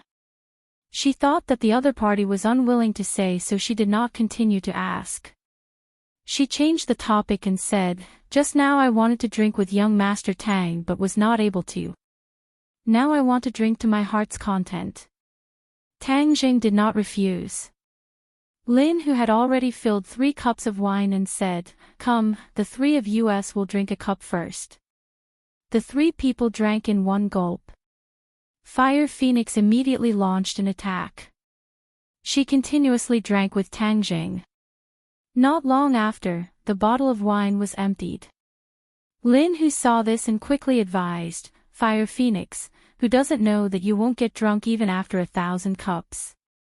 Are you trying to get young Master Tang drunk?" "Hee, I see that young Master Tang's alcohol tolerance is not bad. When drinking with a close friend, 1,000 cups is not enough. It's been a long time since I drank to my heart's content. Today we must not leave until we are drunk. Young Master Tang, what do you say?" Fire Phoenix's alcohol tolerance was very good. She wanted to get Tang Jing drunk and then get some information from him. "Fire Phoenix, I'll drink with you." Lin, who pulled up his sleeves and boldly said, "Brother Hu, I have drunk with you many times before. This time I don't want to drink with you. This time I want to drink with a handsome guy like young Master Tang. You go to the side." Lin, who looked at Tang Jing inquiringly. It was clear that he was asking about his alcohol tolerance. Tang Jing rarely drank, but he could use his qi to dissolve the alcohol, so he was not afraid. Moreover, Fire Phoenix gave him a very good impression. In order to cooperate with her to deal with Hoodlum, he had to drink this wine. "Good, then I will risk my life to accompany you. We will not leave until we are drunk," Tang Jing boldly said.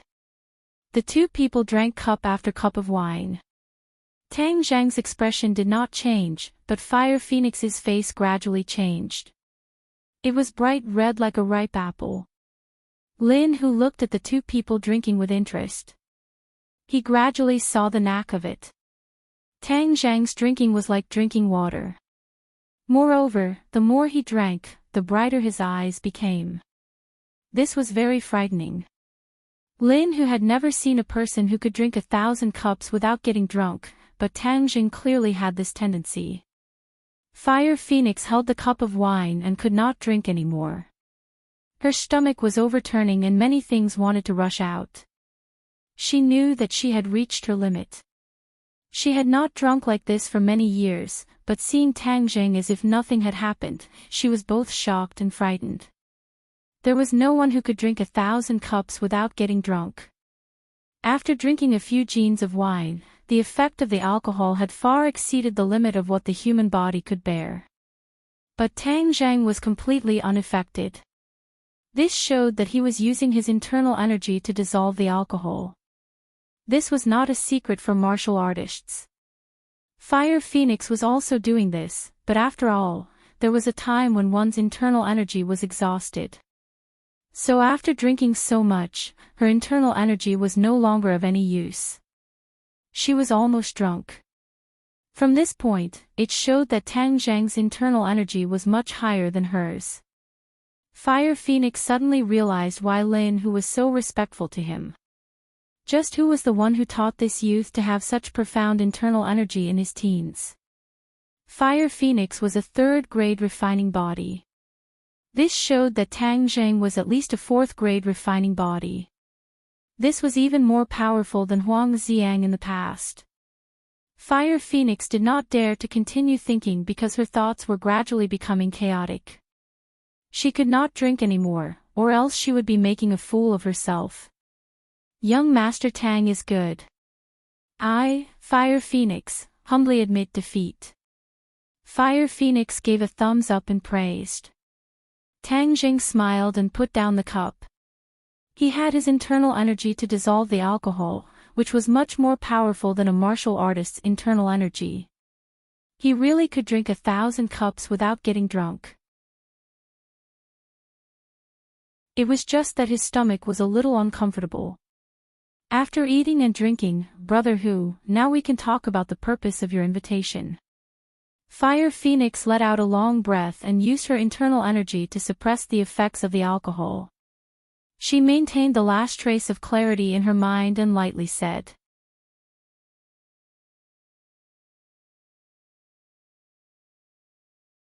Chapter 113. Fire Phoenix said this in front of Tang Jing because she wanted to test the relationship between Tang Jing and Lin Hu.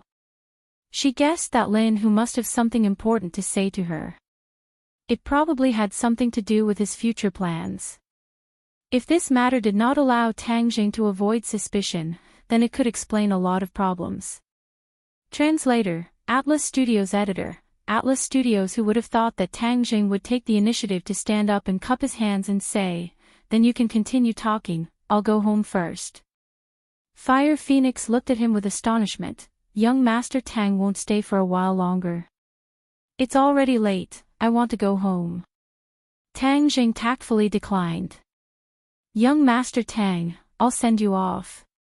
Lin Hu stood up and walked out with Tang Jing. At the entrance of the restaurant, Lin Hu suspiciously asked, "Young Master Tang, you don't seem to want her to know about our relationship." Tang Jing nodded. "I'm currently a student, so it's not good for me to have too much contact with her. Moreover, I've already said very clearly that you can handle matters in the underworld by yourself. Only when needed will I make a move." "I understand. I see that Fire Phoenix is very sincere, so this cooperation should be quite pleasant." Lin Hu speculated. "Then I'll work hard." Tang Jing waved his hand and walked home. Lin Hu looked at his back and thought for a while before turning around and returning to the private room. "Fire Phoenix, I won't beat around the bush. This time I've taken over Boss Fan's territory and will definitely attract Hoodlum's attention. You know that I'm not Hoodlum's opponent, so I want to ask for your help." "Oh, you want to ally with me to go against Hoodlum?" Fire Phoenix raised her almond-shaped eyes with a smile that was not a smile. "Yes. Behind Hoodlum is Master Huang, aren't you afraid?" Fire Phoenix asked. "Afraid? Why wouldn't I be? What's the use of being afraid? Do you think Huang Si will just watch as I grow stronger and do nothing? Since he will deal with me sooner or later, I might as well prepare a countermeasure." Lin Hu revealed a fierce expression as he resolutely said. "You actually dare to call Grandpa Huang by his nickname? You've changed a lot recently, I almost couldn't recognize you." Fire Phoenix said with a hint of ridicule. In the past, Lin Hu was content with his own territory and did not have much fighting spirit. Now that he dared to go against Huang Si, Fire Phoenix had a whole new level of respect for him. It's impossible for a person to remain unchanged. Otherwise, he would be eliminated by the times. You've even become a philosopher, saying such philosophical words. Lin Hu ignored her teasing and continued, "I know that this matter is risky, but risk and opportunity coexist. As long as we take down Hoodlum, we can split his territory equally." Hee, you make it sound so simple. Do you think Grandpa Huang is so easy to deal with? Where are you going to find an expert who can contend with him? This was one of the problems in the ordinary balance underworld. Everyone wanted to be big and strong, but they could not avoid Huang Si. Although he had already retreated behind the scenes, as long as his benefits were harmed, he would definitely deal a heavy blow. You don't need to worry about this problem. Naturally, there will be someone who will step forward. Lin Hu was full of confidence. Since Tang Jing dared to challenge the Huang clan and even made Huang Xiang suffer a loss, this showed that the power behind him was not to be underestimated. Fire Phoenix's smile disappeared as she solemnly looked at Lin Hu as if she did not recognize him. Who will step forward? This is a secret for now. Since it's a secret, then there's nothing to talk about. Don't worry, I won't tell Grandpa Huang, but your matter has nothing to do with me. When the time comes, just don't bite me. Fire Phoenix directly walked towards the door. Lin Hu's expression slightly changed as he said, Fire Phoenix, don't tell me you don't want to take revenge for your husband. Fire Phoenix suddenly stopped and turned around to stare at him. Her eyebrows were filled with killing intent. Lin Hu, what do you mean? I don't believe that you have never suspected your husband's death. At that time he was like the sun in the sky and could even threaten Huang Xi. Could it be that his death was really that simple? Lin Hu did not care about her anger as he spoke to himself.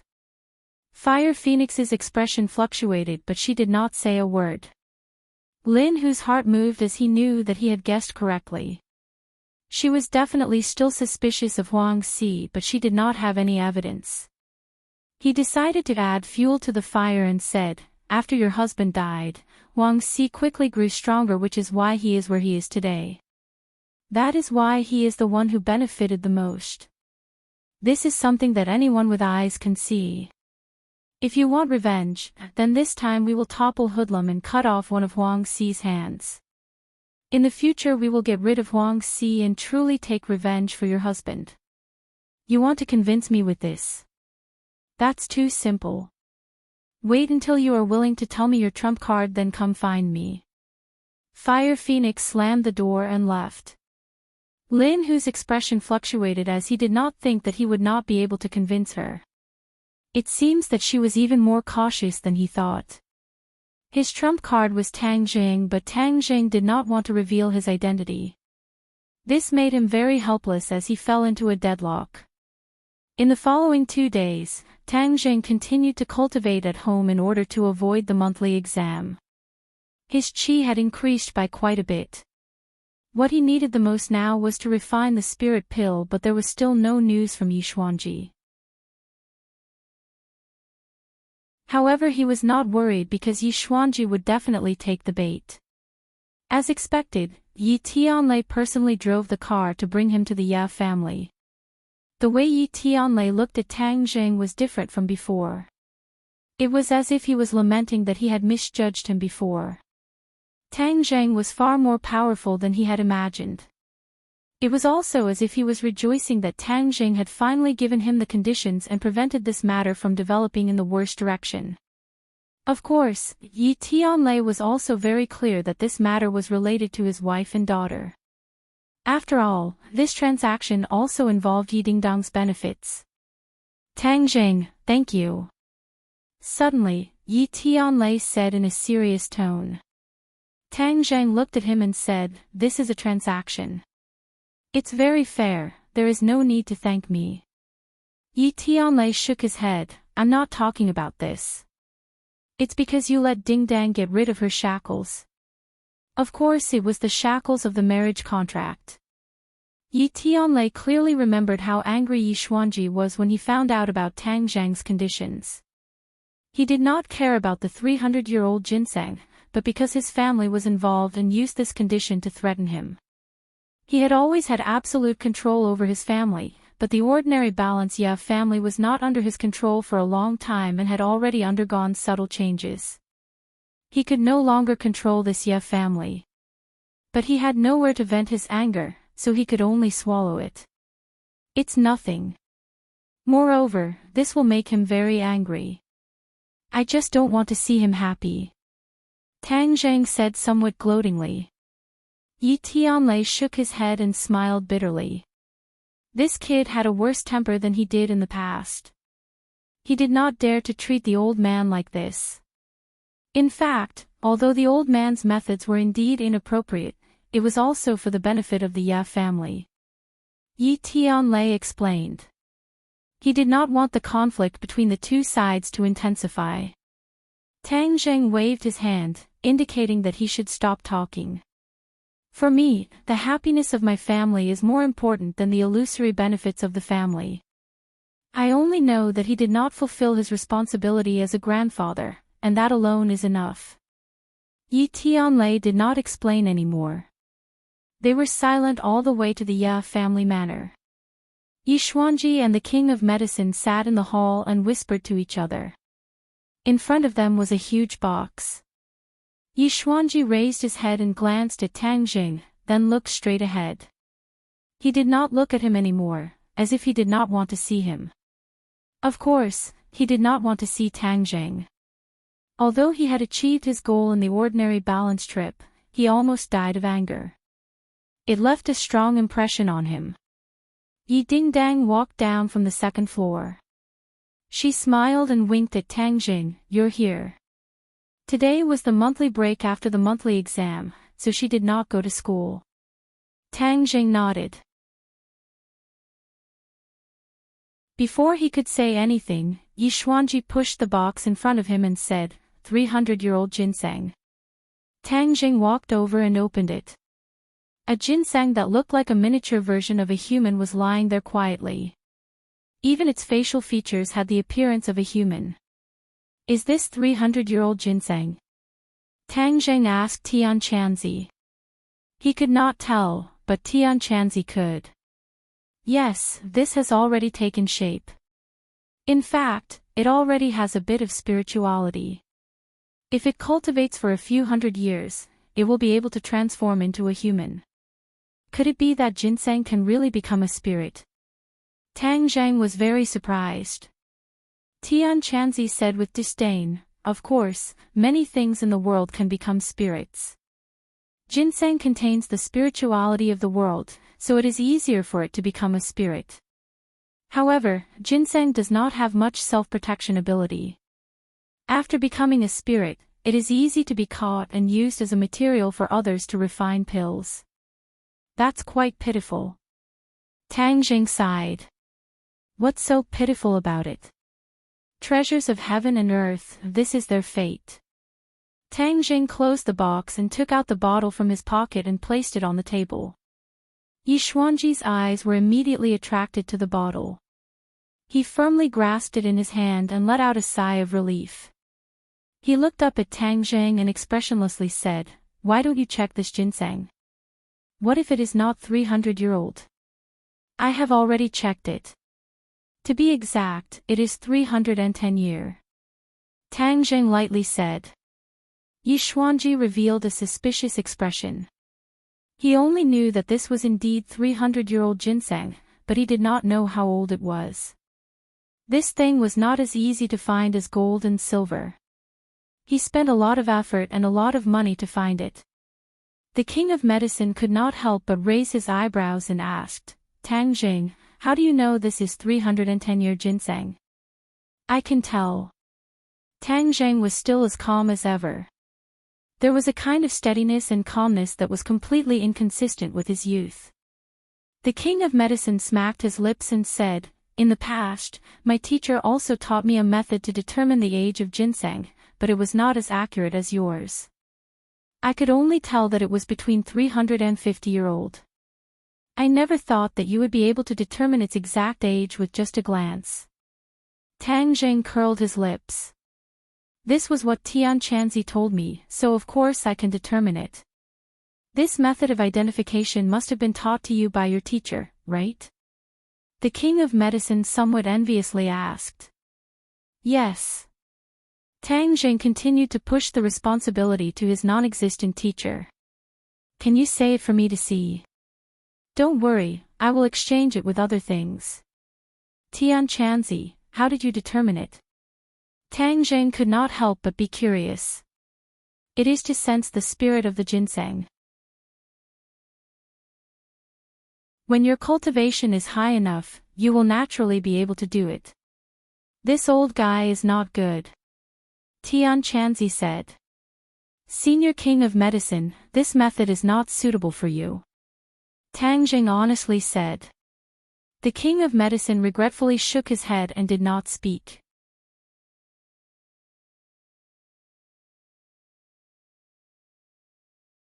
Chapter 114.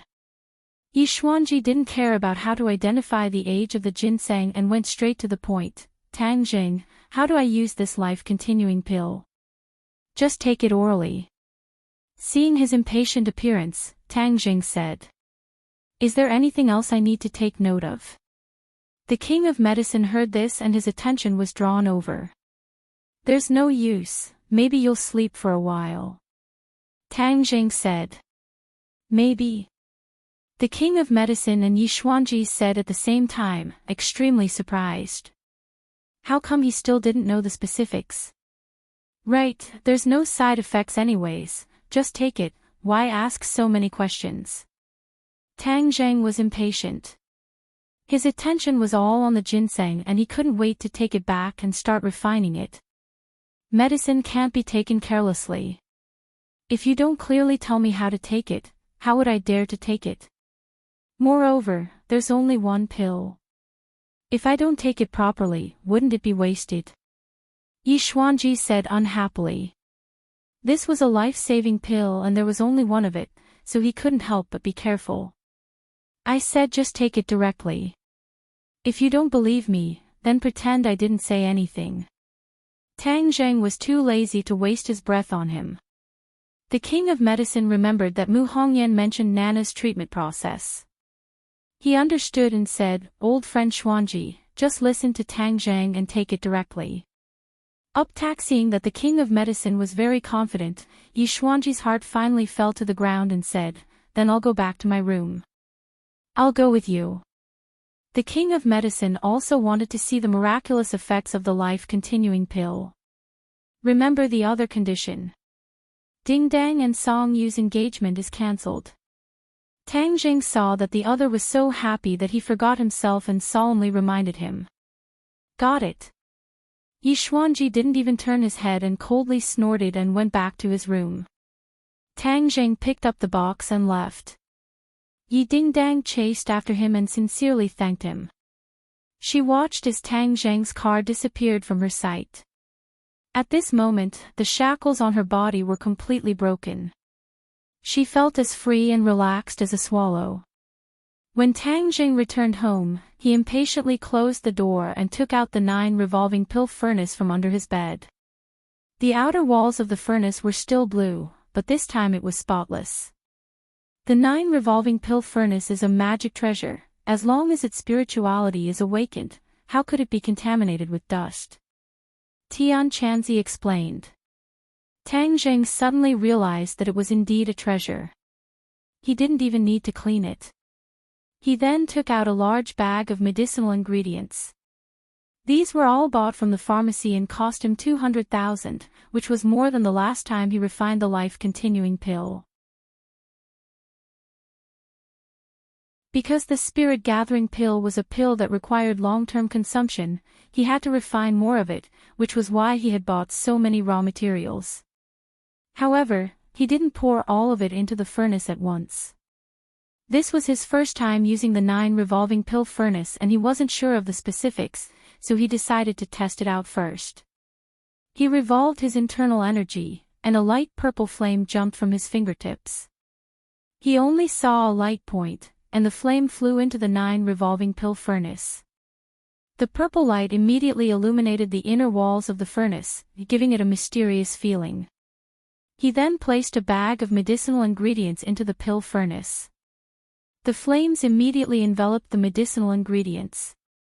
In almost an instant, all the medicinal ingredients turned into liquid spheres. They were sparkling and translucent as they floated within the pill furnace. Traces of gas rose from the spheres. These gases are impurities, the 9 revolving pill furnace will automatically remove them. Tian Chanzi explained.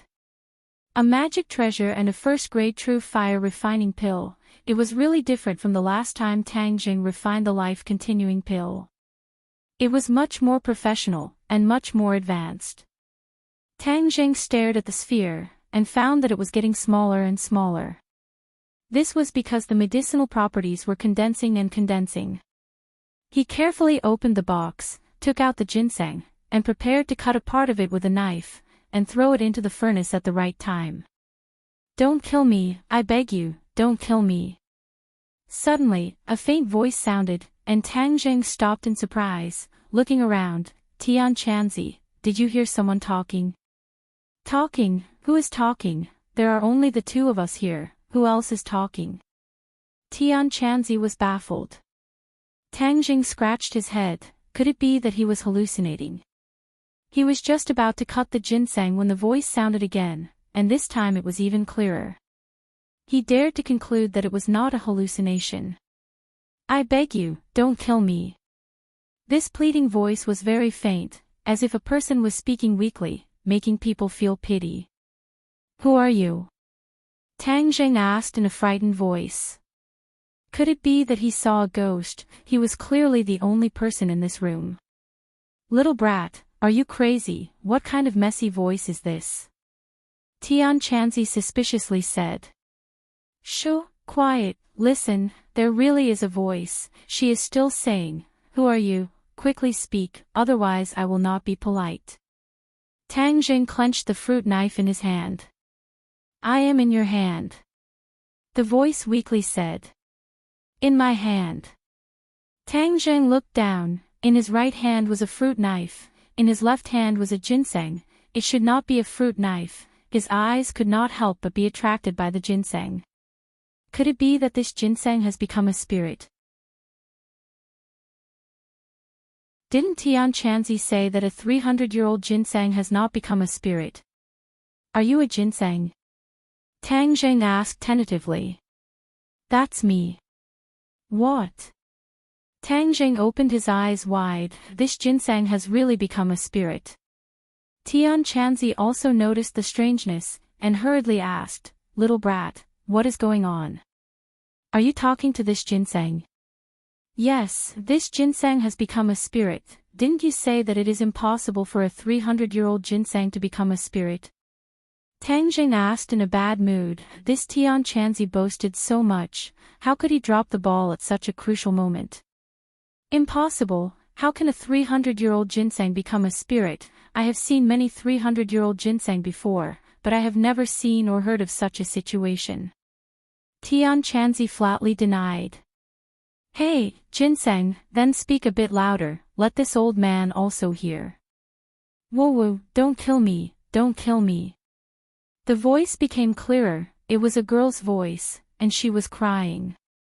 Ginseng even knows how to cry. Tang Zheng felt that if he told others about it, they would think he was crazy, but now it was really crying, and crying very sadly. It gave people a kind of heart-wrenching feeling. Did you hear it? Tang Zheng asked. I heard it.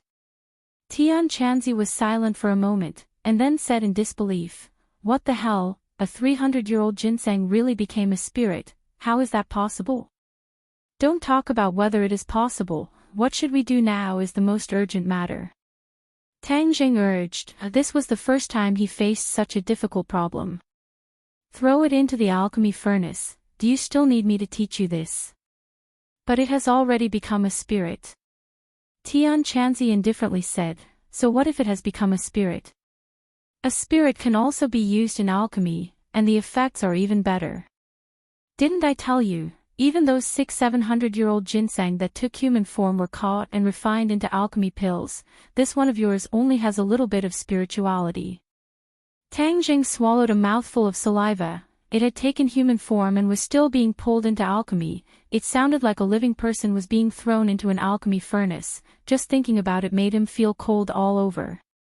It's almost time to add the catalyst. Are you still going to refine it or not? Tian Chanzi urged. Tang Zheng was distraught. He was unable to decide what to do. He did not have the mental fortitude of Tian Chanzi. Listening to the pitiful begging voice that lingered in his ears, he really could not do it. There is no other way. There is no other way. Don't tell me you don't want the spirit gathering pill. Of course I want it. I mean the middle way. We can both refine the spirit gathering pill and protect this ginseng. Really troublesome.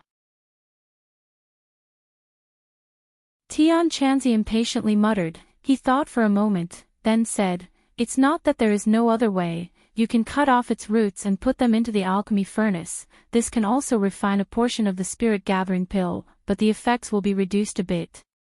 If I cut off those roots, it won't die, right? Die my ass, how could it die so easily?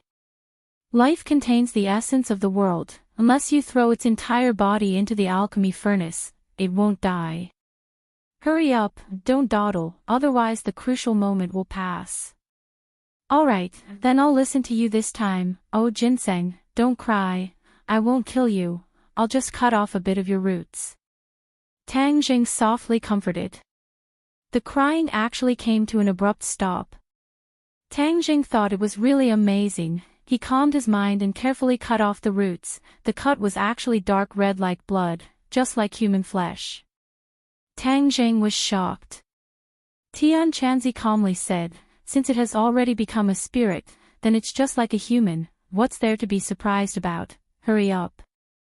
Tang Jing calmed his mind, quickly cut off the roots, and threw them into the 9 revolving alchemy furnace. The flames immediately wrapped around the roots, turning them into a liquid golden color. This golden color immediately drilled into the sphere, causing it to shrink once again. The flames suddenly increased, as if they were about to soar into the air, illuminating the inside of the alchemy furnace, causing it to emit a blue light. Whing! The 9 revolving alchemy furnace let out a cry, causing the birds and beasts on the outside to move as if they were alive, causing Tang Jing to be dumbstruck. Whoosh! The 9 revolving alchemy furnace moved, rapidly rotating. Before long, only a blue shadow could be seen. Alright, let's wait for the 9 revolving alchemy furnace to refine by itself, then we'll see the results in 2 hours. Tian Chanzi said. There shouldn't be any problems. This was the first time Tang Jing had used a treasure, so he couldn't help but feel a little nervous. Relax, the 9 revolving alchemy furnace is many times better than the broken furnace you used last time. Since it was successful last time, then there shouldn't be any problems this time. Tian Chanzi said confidently. Tang Jing then turned his attention to the ginseng, discovering that the red color at the end where he cut off the roots had disappeared, becoming the same color as the rest of the ginseng. Why did it change? It has already become a spirit, so the wounds will naturally heal. What's so surprising about this? Tang Jing said that so it was like this, but he didn't know what to do with this spirit ginseng. This time, he had cut off most of its roots, but could it be that he would cut off other parts the next time he refined pills? Tang Jing couldn't bear to do it. What should I do now? Tang Jing could only ask Tian Chanzi for advice. You really don't want to refine it. Tang Jing seriously pondered for a moment, then shook his head. I don't want to, but it would be best if I could refine pills while also preserving its life. You really are overflowing with love, then let me think of a way to get the best of both worlds.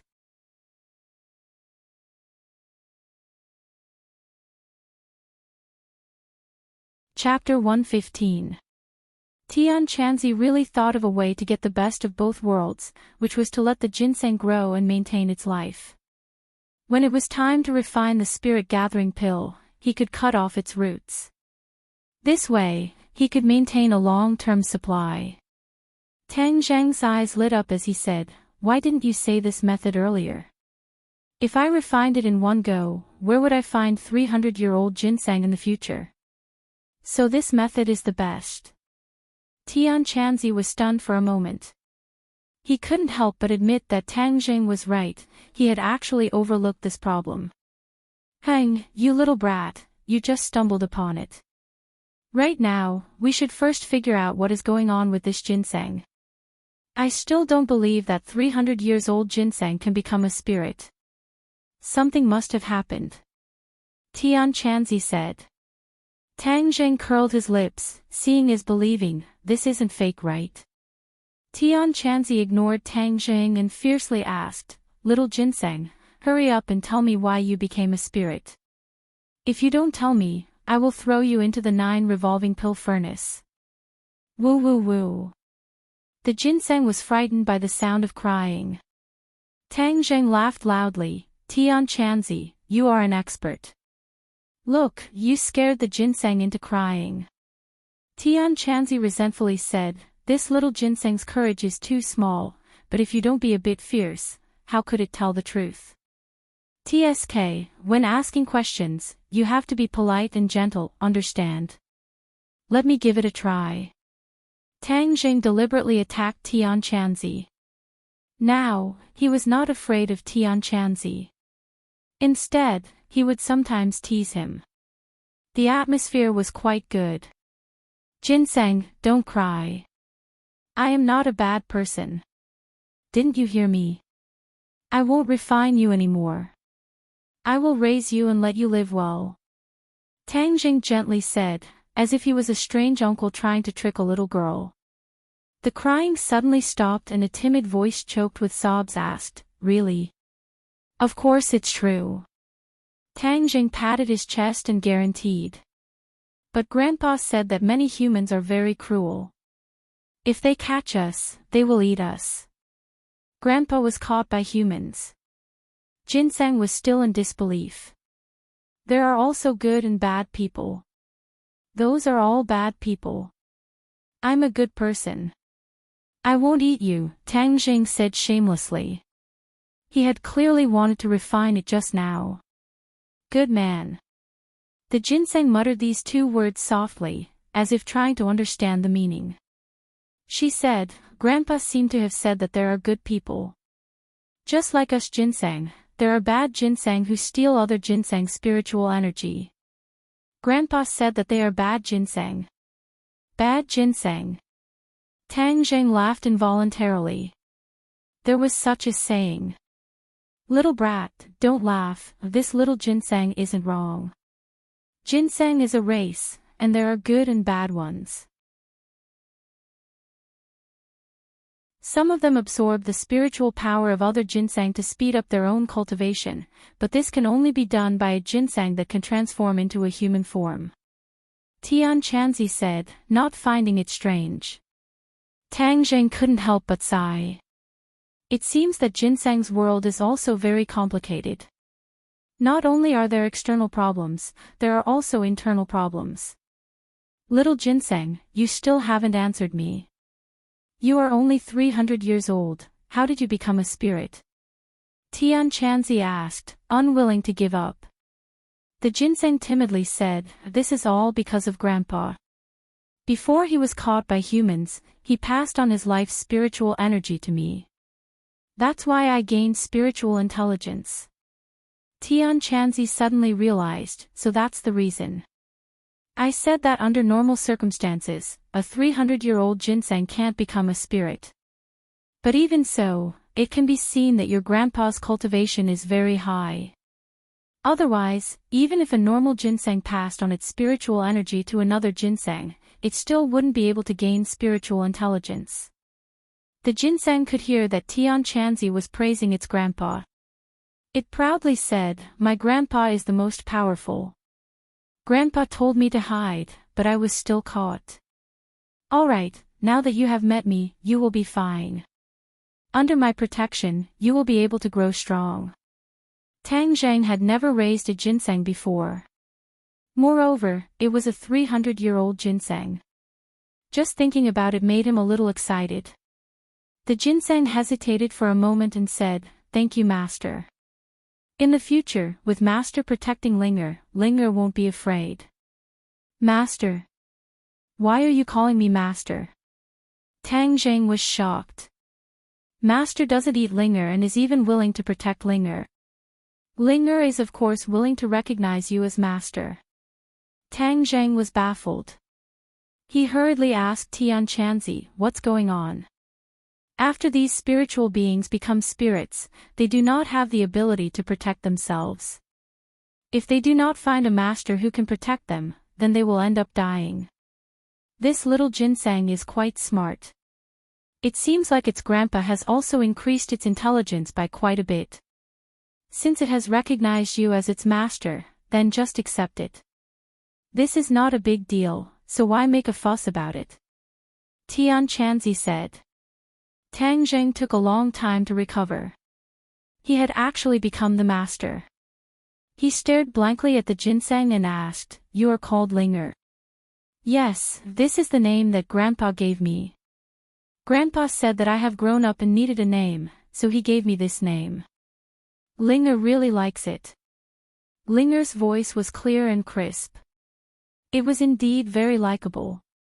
"All right, since you have recognized me as your master, then I will protect you in the future. But let me say this first. In the future, I will still need to refine spirit-gathering pills. I will also need your roots. You won't mind, right?" Tang Zheng asked a little embarrassedly. The ginseng had already recognized him as its master, but he still had to use a knife to cut it. It was a little cruel. Unexpectedly, Linger said indifferently, "It's just a few roots. Master can use them as he pleases." Moreover, since Linger has recognized Master, then no matter how Master treats Linger, Linger will not have any complaints. "Who?" Tang Zheng let out a sigh of relief. It was good that she did not have any complaints. Tian Chanzi looked at him with disdain and said, "Look at your useless appearance. It's just a little ginseng. Is there a need to be like this? Even when I subdued my flame dragon beast, I was not like you." "Flame dragon beast?" Tang Zheng opened his eyes wide with interest. This was the first time he had heard of this kind of beast. "It's a type of demonic beast. Who knows how many times stronger than a little ginseng like you. It can swallow you in one bite." "Then where did your flame dragon beast go?" Tian Chanzi said sadly, "It died. It died trying to save me." Seeing that he had touched on his sore spot, although Tang Zheng was very curious about how strong a demonic beast the flame dragon beast was, he quickly changed the topic. "How do you raise this ginseng?" "It's simple. Find a large flower pot and plant it in it. Keep it in a cool environment. At night, it will automatically absorb the spiritual energy from the moonlight. This way, it can grow. It's that simple." Tang Zheng was shocked. Wasn't ginseng a very precious treasure? How could it be so easy to raise? It was even simpler than flowers and plants. That's an ordinary ginseng. This little ginseng has spiritual intelligence, so it's not an ordinary ginseng.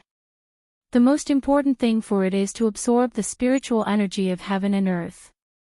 Everything else is not important. Then I'll quickly find a flower pot and plant it." Tang Zheng said. "Don't be in such a hurry. I haven't finished speaking. Do you want to raise ginseng in this shabby house?" "So what if it's a shabby house? This is my home," Tang Zheng said snappily. "I don't mean to make fun of you. It's just that the environment here is not suitable for ginseng. You see, your house doesn't even have a big window. Where can the moonlight shine? So you have to change your house." "Change my house?" Tang Zheng had lived here for 18 years and never felt that there was any problem. So even if he had a few 100,000 yuan, he had never thought of changing his house. However, Tian Chanzi reminded him that now that he had a few 100,000 yuan, he did not need his grandfather to pick up junk every day. His grandfather was old and worked too hard. Now he should be enjoying life. This is an urgent matter. Moreover, your house has a treasure like the 9 revolving alchemy furnace. Aren't you afraid of being robbed?" Tian Chanzi reminded. "Robbed?" Tang Zheng looked around. It really could be considered a house with 4 bare walls. He could not help but laugh. "Do you think there will be a stupid thief who will visit my house?" Tian Chanzi was speechless. Indeed, there was no stupid thief who would visit this place. It's better to be safe than sorry. Haven't you heard of the phrase, "Prepare for a rainy day"? Moreover, if you lose these 2 treasures, you won't even have a place to cry. I forgot one thing. The little ginseng reminded me. It seems that I haven't done this for so many years that I almost forgot. Since you have these two treasures, you should go through the master recognition ceremony. Didn't the Linger already recognize me as its master? Tang Jing said, puzzled. That is only a verbal acknowledgement. There is still a ceremony. You have to cut your finger and drip a drop of blood on the little ginseng. That is the true master recognition ceremony. Later on, there will be a connection between the two of you. Even if it is stolen, you can use this connection to find it. Tang Zheng was overjoyed. There was such a good thing. If there was no Tian Chanzi, then even if he had these treasures, he would be at a loss. After you drip a drop of blood on it, it will not betray you. It will be your servant for life. In addition, when you drip a drop of blood, recite this incantation and it will naturally succeed. There is an incantation. Of course. Otherwise, do you think that if a mortal accidentally drips a drop of blood on these treasures, they will recognize him as their master? How can there be such a good thing? Tang Jing carefully thought about it. It was true. These treasures had been passed around for so many years. If one was not careful, then wouldn't it be possible for them to be stained with blood? Tang Zheng used a fruit knife to cut his finger. Dark red blood flowed out. At the same time, he recited an incantation. The qi in his body poured into the drop of blood. The drop of blood fell on top of the ginseng. It was as if the blood had come alive. It quickly spread on the surface of the ginseng and seeped into the insides. It completely disappeared without a trace, as if it had never appeared. Tang Zhang's eyes widened as he looked at this scene in amazement. Master, thank you. Linger's voice sounded in his mind. In the future, when you communicate with it, you don't need to speak. Just like with me, you can think directly in your mind. It will naturally respond. Tian Chanzi said. Tang Jing nodded. This was a lot more convenient. I still need to drip a drop of blood on the 9 revolving pill furnace to recognize it as its master. Of course. Tang Jing turned his gaze to the 9 revolving pill furnace. The furnace's rotation had already slowed down. The refining of the spirit pills was about to be completed. He became excited. How many spirit pills would he be able to refine this time?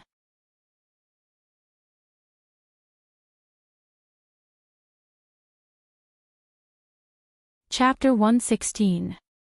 When the time came, the 9 revolving alchemy furnace stopped rotating and a fragrant smell slowly rose from the furnace, making one feel relaxed and happy. Sogu, 360, So search. Many golden pills were quietly lying at the bottom of the 9 revolving alchemy furnace. These were obviously spirit-gathering pills. The refining was a success. Tang Jing quickly took out a bottle to collect them. 1, 2, 3, 20 pills. Tang Jing filled 2 bottles and was pleasantly surprised. How did you refine so many pills this time? 20 pills should last for a long time. When he refined the life-continuing pill, he only refined 3 pills, but this time he refined 20 pills. Moreover, the raw materials did not seem to be much. Tian Chanzi said, as a matter of fact, this is the benefit of a magic weapon. If you had used the 9 revolving alchemy furnace to refine the life-continuing pill, you wouldn't have only refined 3 pills. Tang Zheng was like a poor man who suddenly became rich overnight. He was a little excited as he carefully put away the bottles and prepared to drip his blood on the 9 revolving alchemy furnace to recognize it as its master. However, he discovered something strange. Tian Chanzi, did you notice that the 9 revolving alchemy furnace has become smaller? Tang Jing suspiciously asked. Tian Chanzi muttered to himself for a moment before saying, "It is indeed so. This is because the furnace is automatically upgrading." 37th upgrading. Yes, didn't I tell you that the 9 revolving alchemy furnace can be restored to an earth-level magic weapon in the future? Every time you refine a pill, it will absorb part of the pill's spiritual nature and level up a little. Doesn't that mean that if I use it to refine pills, its level will slowly recover. Tang Zhang was pleasantly surprised. Of course. But it is only a yellow-level magic weapon. The road is still long, so take it slow. Tang Zhang touched the 9 revolving alchemy furnace and felt a cool sensation in his palm. You said that it is getting smaller and smaller. If it turns into the size of a fist, wouldn't it be easier to carry around? A high-level alchemy furnace can freely expand and contract. The space inside is beyond your imagination. I even heard that it can form a world of its own. Is it that exaggerated? Tang Zhang was extremely shocked. That's just a legend, but I've never heard of anyone's alchemy furnace forming a world of its own. That's something that can only be looked at but not touched. Brat, don't bite off more than you can chew. You'd better hurry up and bind it with your blood.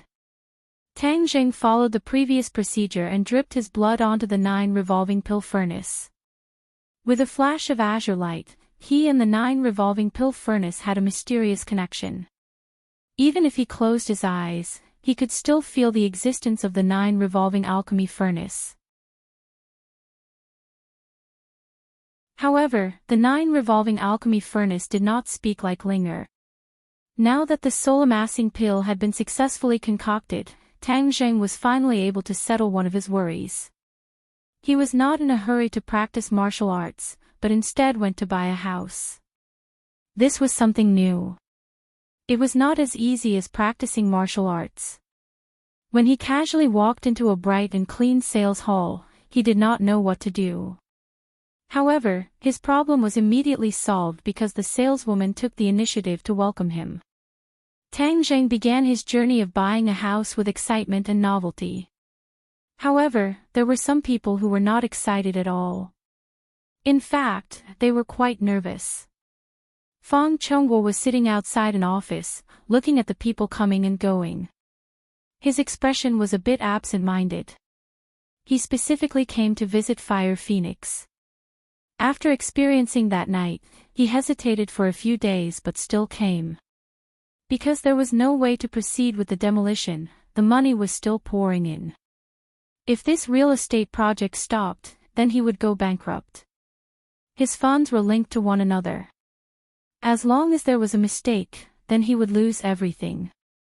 He could not afford to lose. Manager Fang, our manager Fire invites you in. Fang Chengguo stood up and quickly followed the secretary into the office. Fire Phoenix was standing in front of the huge floor-to-ceiling window, overlooking the building. Her eyebrows were slightly wrinkled. No one knew what she was thinking. Manager Fire, Manager Fang is here. The secretary said. Fire Phoenix turned around. This time, she was not dressed in martial arts clothes. Instead, she had changed into a sand-colored business suit, giving off a white-collar aura. Fang Chengguo already had a new understanding of Fire Phoenix. These past few days, he specifically inquired about Fire Phoenix and Lin Hu's background. If he didn't inquire, then he wouldn't know. Once he inquired, he was shocked. These two people turned out to be ordinary balance, famous big shots in the underworld. This was really beyond his expectation. What made him even more surprised was that Tang Zhang and these big shots actually had such a close personal relationship. This made him both shocked and frightened. In short, his perception of Tang Zhang had undergone an earth-shattering change. Therefore, these past few days, he did not deliberately prevent his daughter from contacting Tang Zhang. Fang Chengguo had been doing business for so many years. Of course, he knew that people in the underworld could not be easily provoked. He also did this before. He stayed away from them and lived in peace. That was because his previous business did not need to deal with these people. Now that he had entered the real estate business, he realized the importance of relationships in the underworld. First of all, this demolition involved relationships in the underworld. He also truly understood why Fire Phoenix's demolition went so smoothly. Because she was a big shot in the underworld. Naturally, she had her ways. Moreover, the follow-up construction involved earth, stone, and other links. It was inevitable that there would be more or less contact with people in the underworld. The water in the real estate business was too deep. In the past, he only envied others for making a lot of money, but he did not consider the risks. Now that one of his feet had fallen in, it would be difficult for him to withdraw. Therefore, he could only hope to have a good relationship with these people. Manager Fong, please sit. Fire Phoenix's heroic spirit converged a lot. She now had a woman's unique elegance. Manager Fong, I heard you want to cooperate with our company. Fong Chonghua nodded his head. Yes, this is the purpose of my visit today. I want to discuss the cooperation with Manager Fire. I have a piece of land that needs to be demolished. Before he could finish his words, Fire Phoenix waved her hand, indicating him to stop. Fong Chonghua blankly looked at her. He did not know what she meant. Fire Phoenix looked at him with a smile that was not a smile. Seeing this, his scalp went numb. He blankly asked, Manager Fire, is there a problem? Do you know Tangjing? Fire Phoenix went straight to the point and asked. Fong Chonghua was stunned for a moment. He did not know why she would ask this question. Manager Fire, let's talk about the cooperation first. We can talk about this later. See the guest out. Fire Phoenix said with a cold expression. Ah. Fong Chonghua was stunned. What was going on?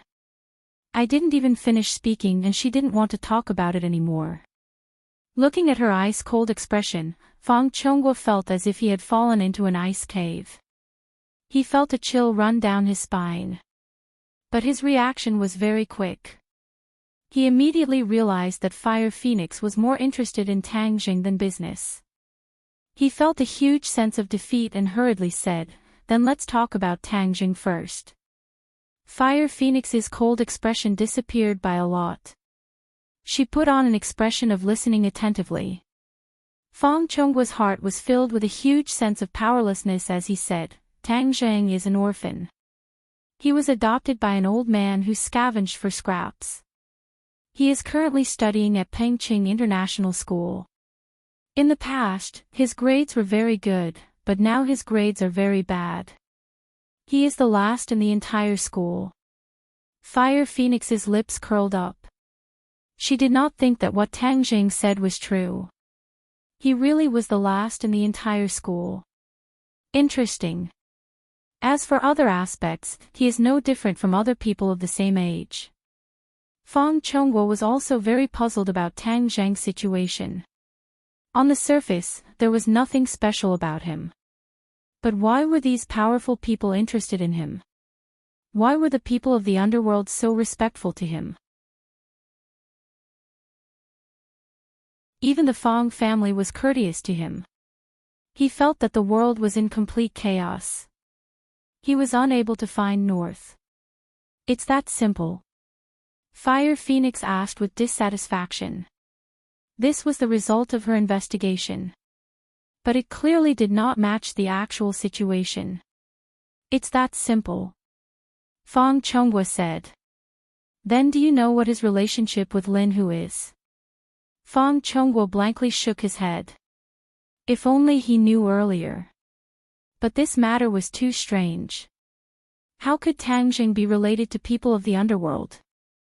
Fire Phoenix could not hide her disappointment as she said, Your daughter is his girlfriend. Don't tell me you don't have any other information. Fong Chonghua revealed a trace of awkwardness as he shook his head. Manager Fong, don't blame me for not teaching you. Not making use of useful resources and rejecting them is not something a businessman should do. That's all I have to say. Please leave. Fire Phoenix finished speaking and returned to her seat. She buried her head in the documents and no longer paid attention to him. Fong Chonghua felt as if he had been paralyzed. His head buzzed as he did not understand why things had turned out this way. Fire Phoenix clearly did not want to cooperate with him. If not for wanting to inquire about Tang Zheng's information, she probably would not have even met with him. He really wanted to get angry. It has been many years since he had been angered like this. But in the end, the wolf had the upper hand.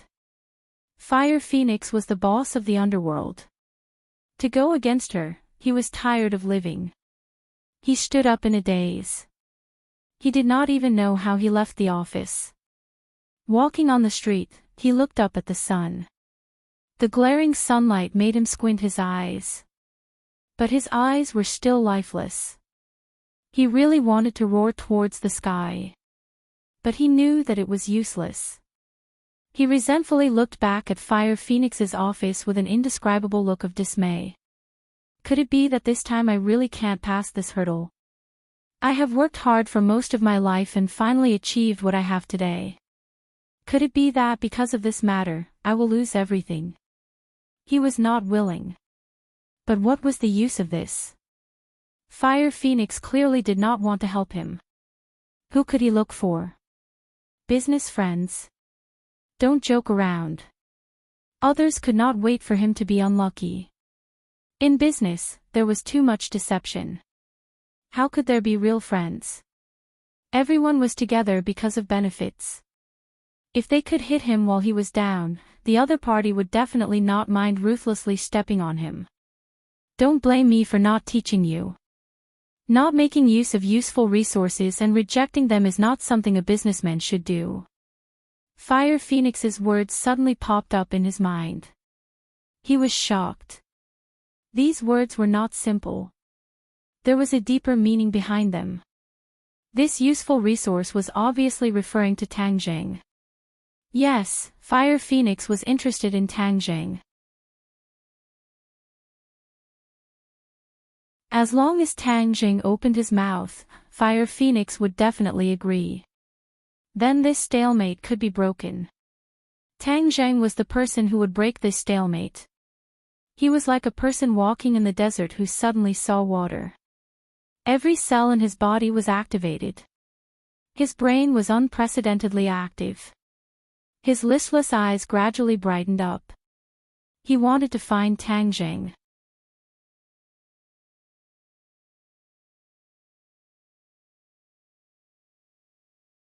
Chapter 117.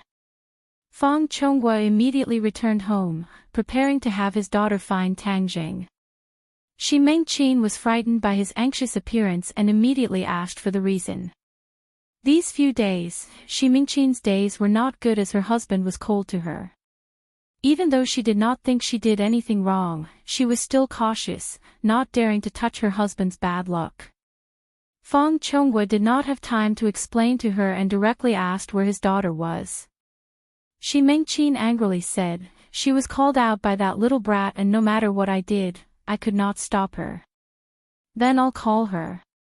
Fang Chonghua impatiently said. "Right, call her back. She and that little brat together will easily learn bad things.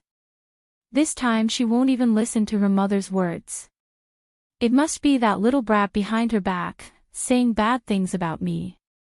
Don't speak." Fang Chonghua unhappily stopped her. Shi Mengqin immediately kept quiet out of fear, not knowing why her husband was so angry. It was as if he had eaten gunpowder. Sure, are you with Tang Zheng?" The call connected and Fang Chonghua hurriedly asked. "Yes." Fang Sure did not hide it. Ever since the two's relationship was made public, she did not plan to hide it. Instead, she openly exposed it in front of her parents.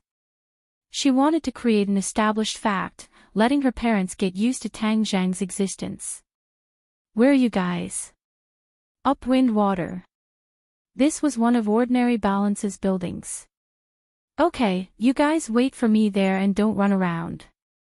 I'll come find you guys and we'll be there soon."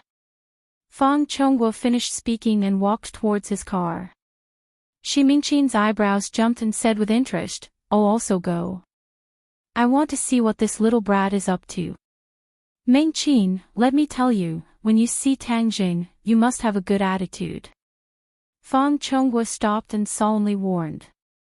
"What?" Shi Mengqin was flabbergasted. Aren't we going to denounce him and bring Shishir back? Who said we're going to denounce him? We have a request for Tang Zheng, so we must have a good attitude. You never gave him a good face, so this time you must perform well and reverse the bad impression. Fang Chongguo was filled with regret. The current situation was all caused by his own family. He had personally pushed Tang Zheng to the opposite side. Shi Mengqin blankly looked at her husband. What was going on? Her mind was completely unable to react. Get in the car. Don't dawdle. Remember what I told you. Fang Chongguo had already started the car. Only then did Shi Mengqin absent-mindedly sit in the car, still feeling dizzy. The car sped to Shangfeng Shui, and the two of them finally saw Tang Zheng and Fang Shishir in the sales hall. Looking at the two of them from afar, Mr. and Mrs. Fang were guessing what they were doing here.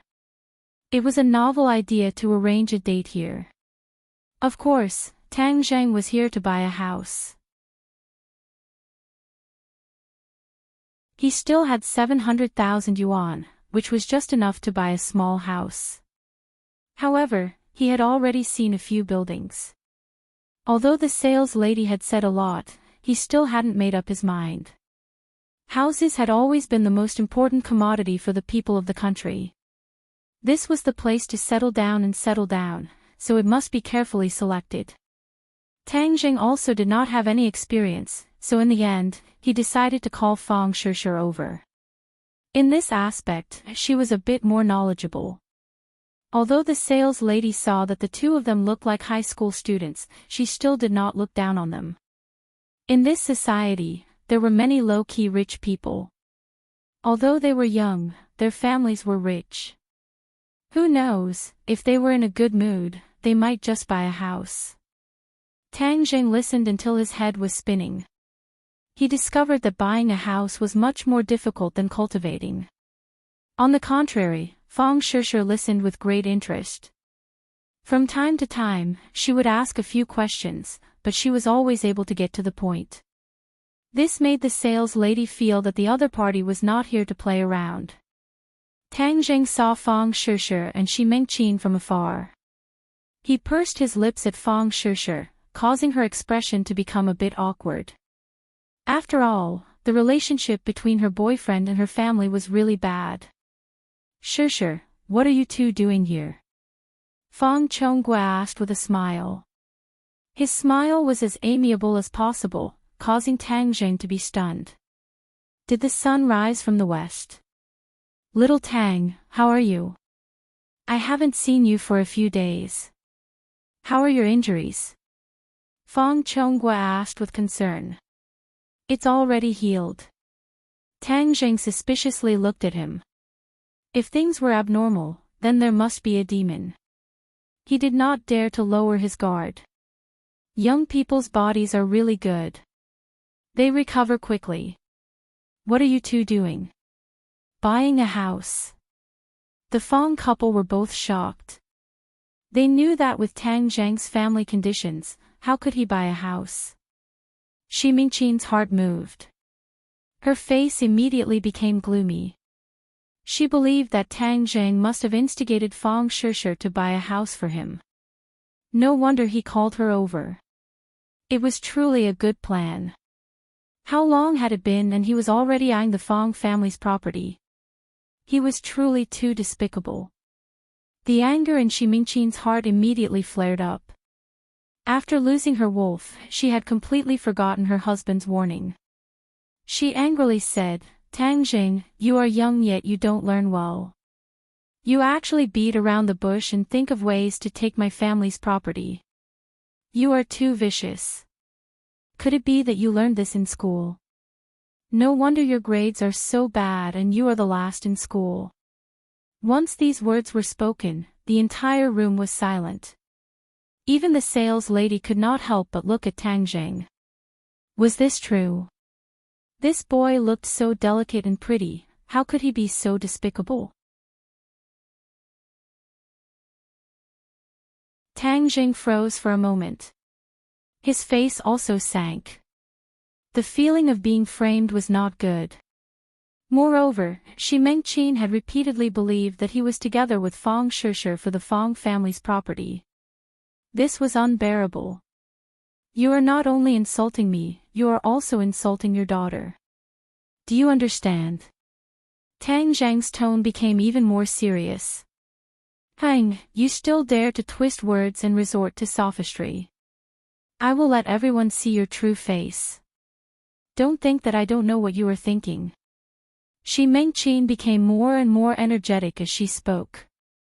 Fang Shishir was so angry that her entire body trembled. She was both heartbroken and angry. Why couldn't her own mother support her? Why did she have to oppose her and even insult Tang Jing like this?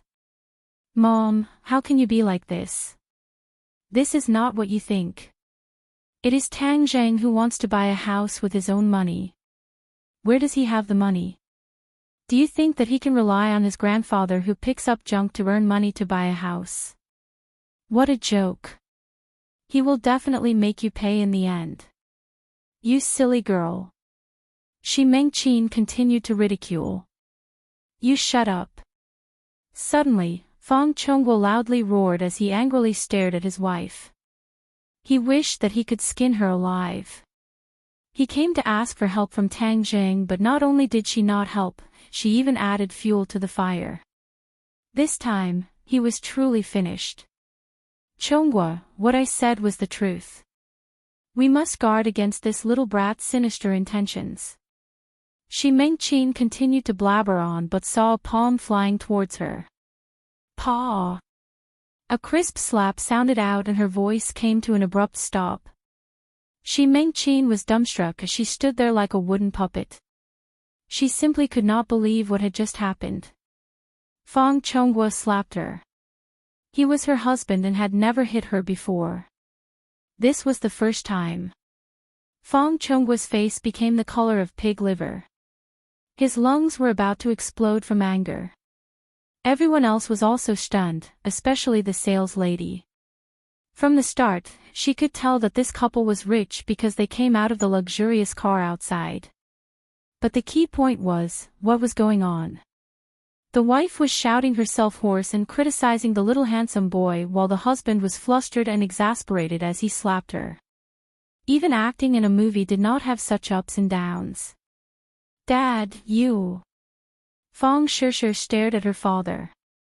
Hang, don't listen to her nonsense. She doesn't understand anything.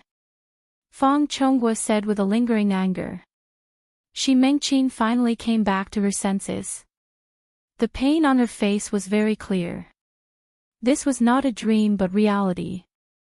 She said with fear and anger, Fang Chongguo, you actually dared to hit me. Shut up. Do you think you haven't lost enough face? Fang Chongguo roared. Shi Mengqin saw an unprecedented anger on her husband's face. Her heart trembled as she finally felt a bit of fear. She did not dare to speak again. Dad, don't be so fierce. It's so scary. If you have something to say it properly. Fang Shishir advised but still felt as if she was in the clouds. Fang Chongguo squeezed out a smile at his daughter and said, if only your mother was as reasonable as you. Then, he looked at Tang Jing and made his tone as amiable as possible and said, Tang Jing, don't be angry at her. She is used to being unreasonable.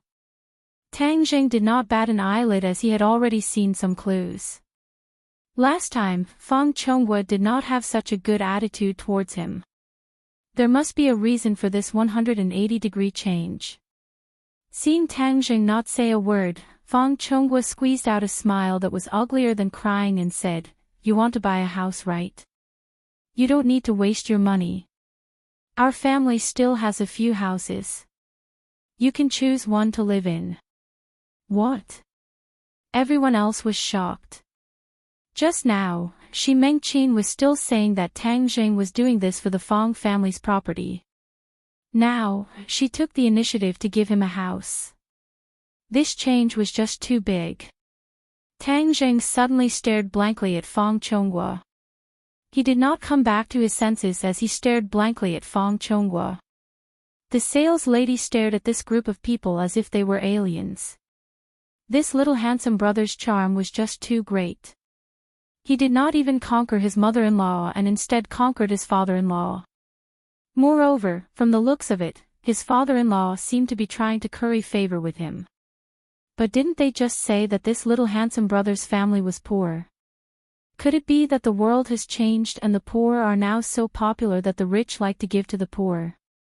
In short, this change made everyone present feel that it was inconceivable. Shi Mengqin clearly wanted to flip out but was afraid of her husband's anger, so she did not dare to speak. In the corner of the sales hall, a graceful figure looked at this scene with interest. It was hard to hide the shock on her face, but there was also a trace of anger in her eyes as her gaze focused on Tang Jing. This person was Lu Qingmei. She hatefully thought, Tang Jing, you actually dared to lie to me. You said that you were taking a leave of absence to recuperate at home. This lively appearance, where does it look like you are recuperating? Moreover, you came to buy a house with Fang Shushe and so many things have happened. Hang, I think you just want to avoid your promise with me and not participate in the monthly exam. Just you wait, I will definitely take care of you. Tang Jing never would have thought that he would bump into Lu Qingmei when he came to buy a house because she was also buying a house.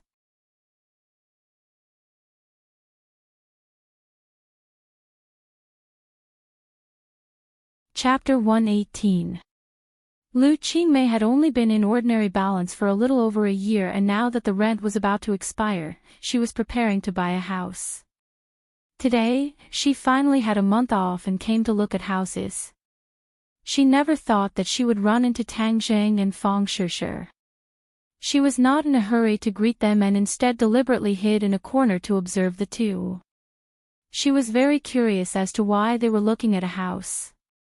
It couldn't be that they were going to live together so quickly. Even if they were living together, they couldn't possibly buy a house. Therefore, she planned to wait and see what the two were going to do.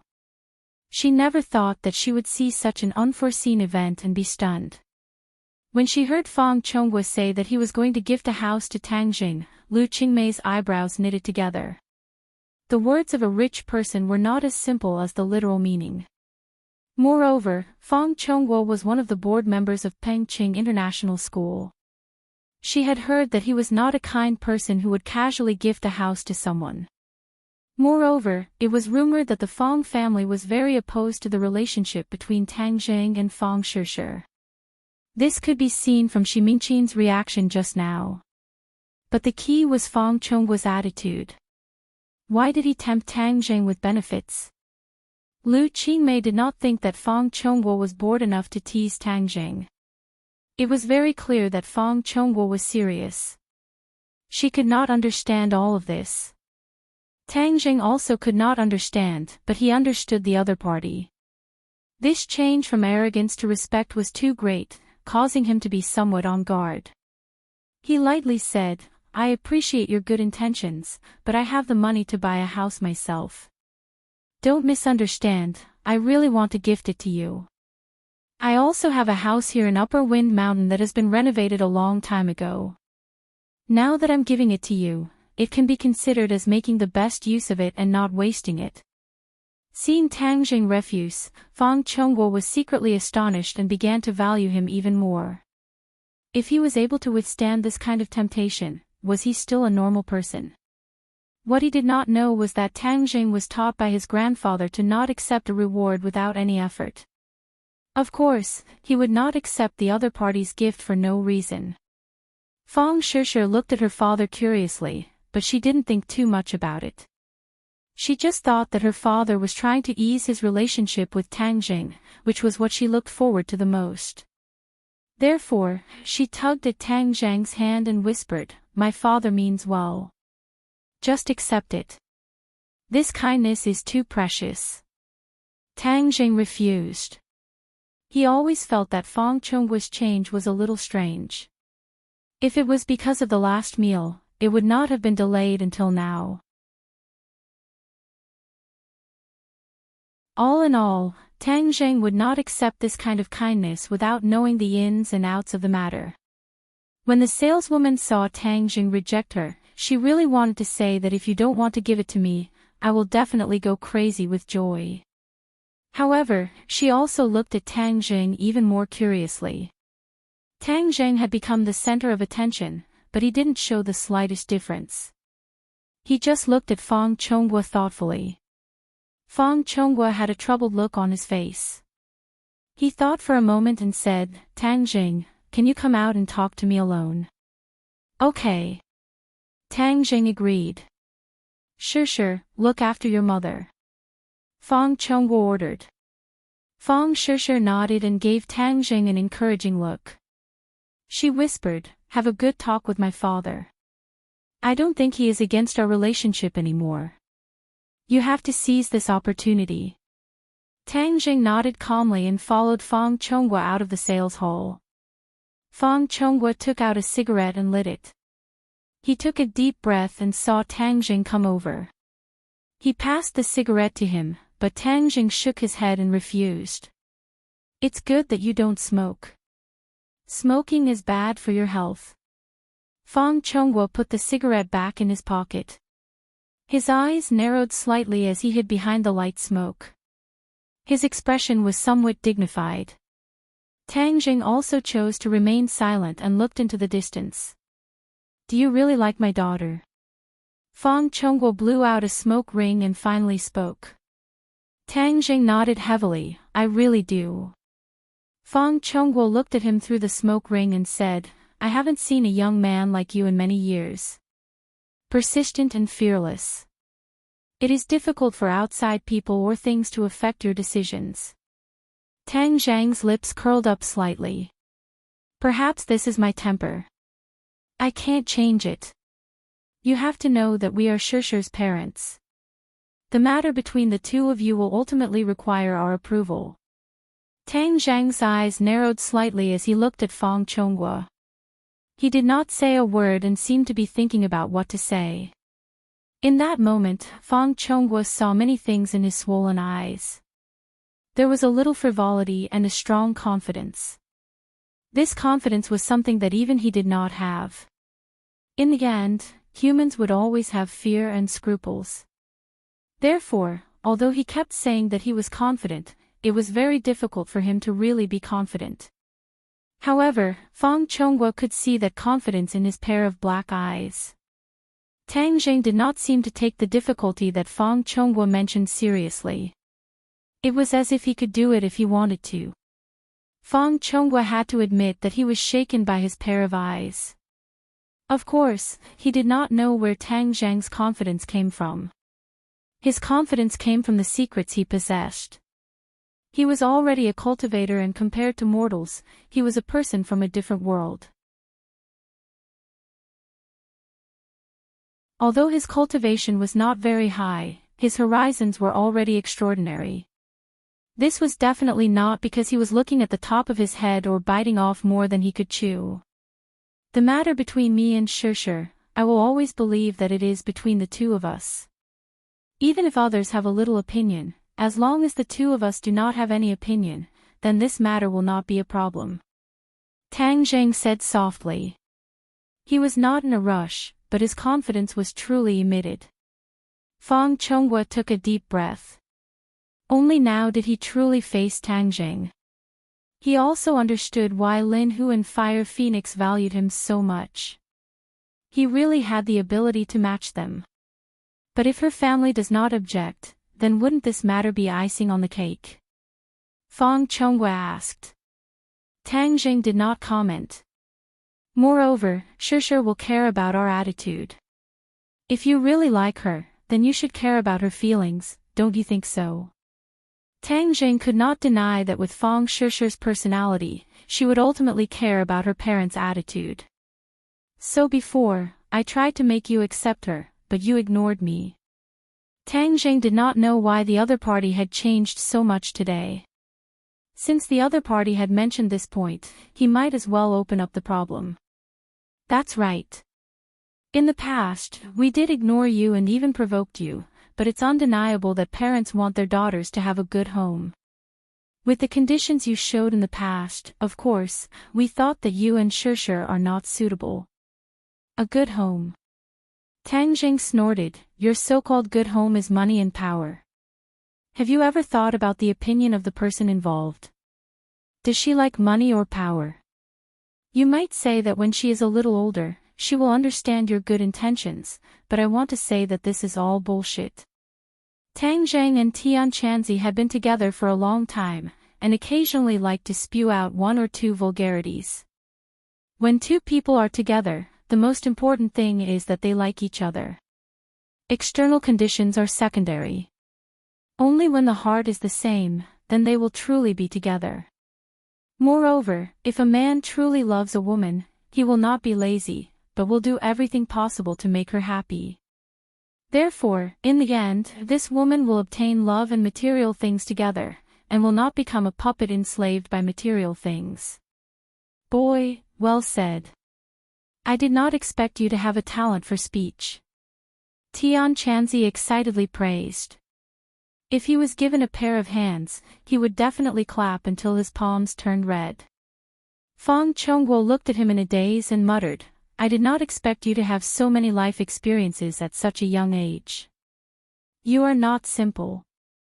I have already seen you in a new light, so things will change. I will not stop you and Shirshir from doing things together.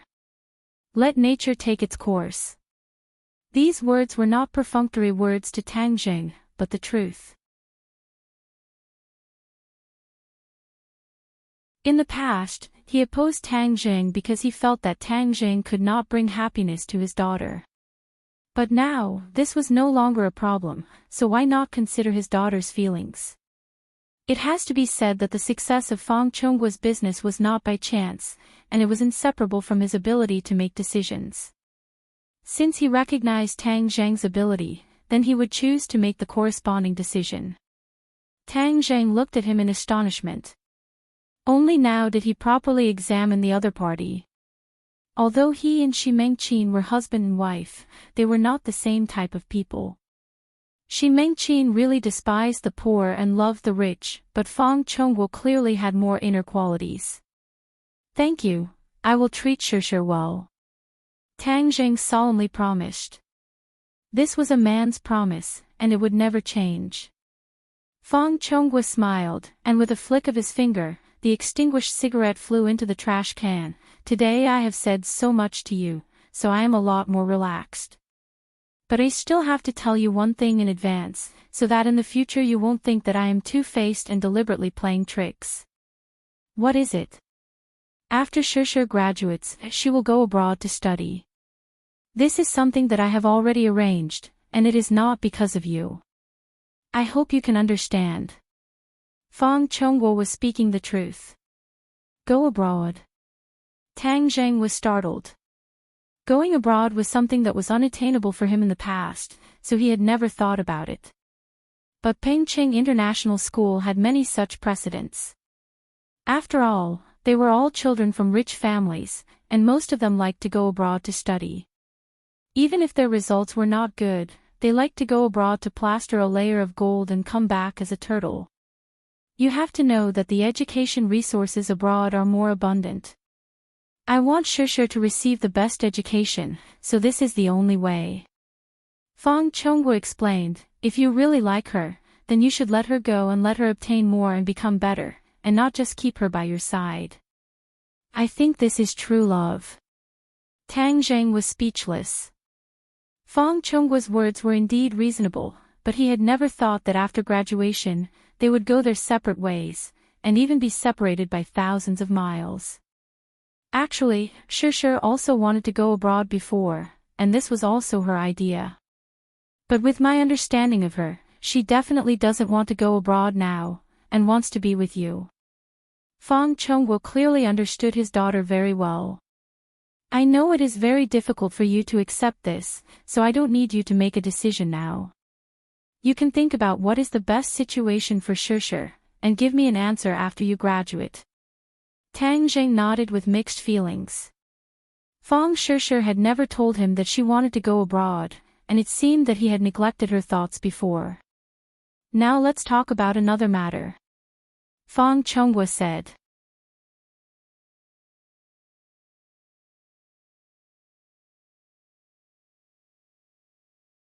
Chapter 119. The reason why I gave you this house is because I need your help. Fang Chonghua decided not to beat around the bush as it would be easier for them to communicate. Sure enough, Tang Jing curiously asked, "What's the matter?" "My company has a problem and I need Fire Phoenix's help to get through this hurdle, so I want you to help me."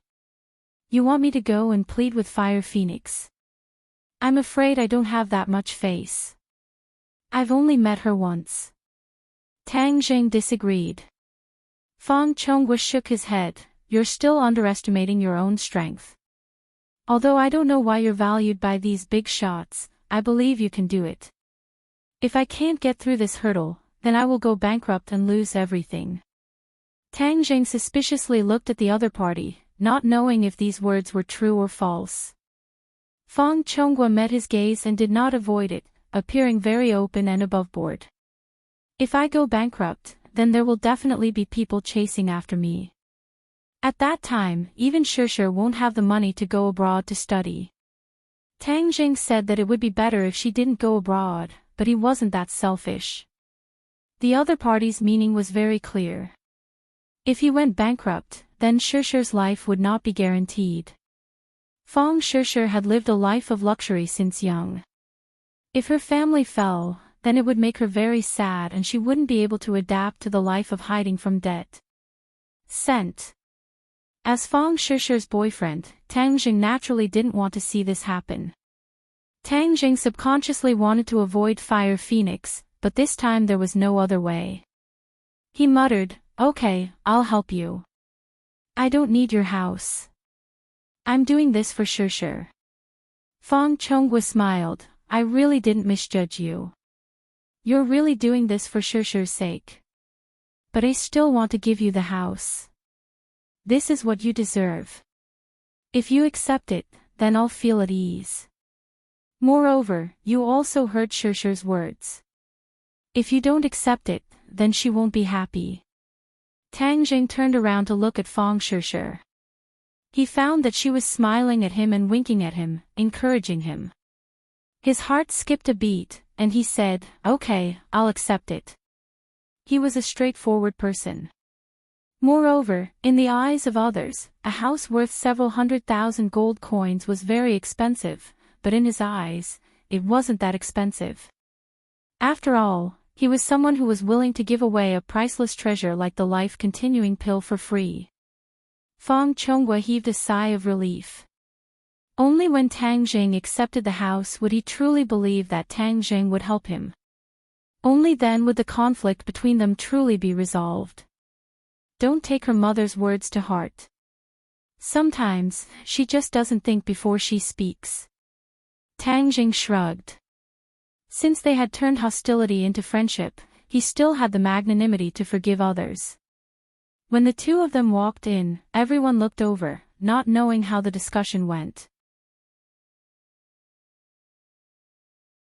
Shi Mengqin really wanted to know the result, but in the end, she did not dare to speak nonsense.